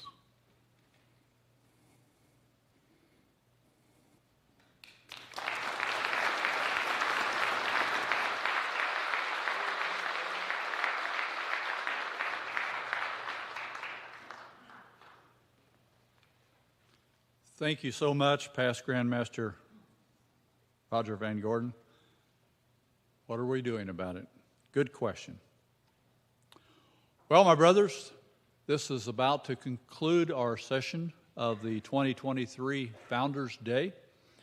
There are just a few announcements that we need to get in before we get ready to, I understand lunch is ready. And Andy, if you'll come up real quick, I'll have you do your thing with your technology. Just a couple announcements. First of all, we would like to thank all of the staff that helped make this possible, all the lighting, sound, the work that has gone on here for 3 or 4 days and probably more so than that. So if you would, let's give all of them an applause.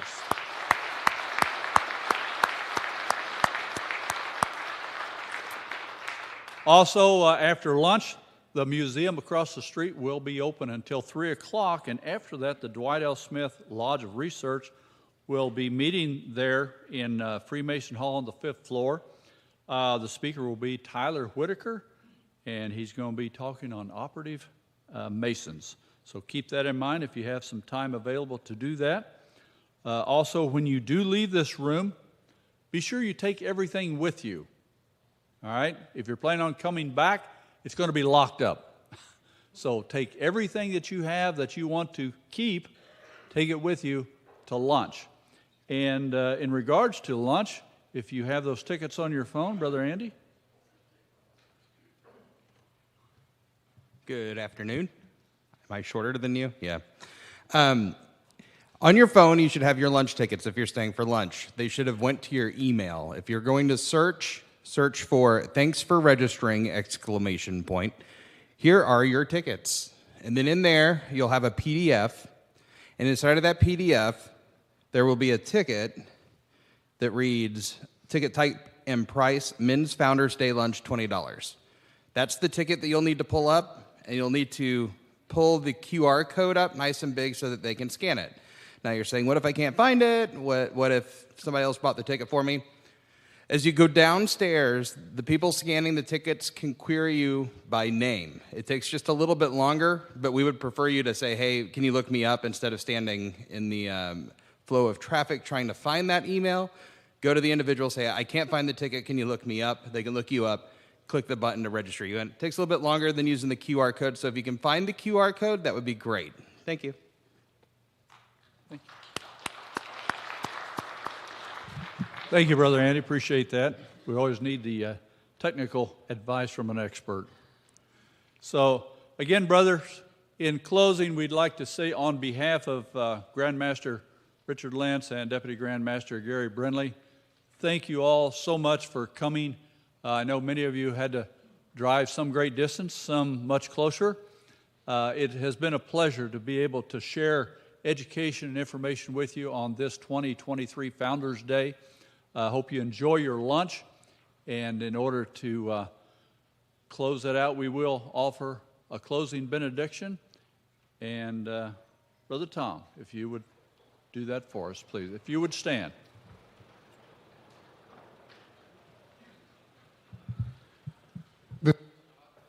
Hello, Tess. This is not a pastoral letter. Let us pray.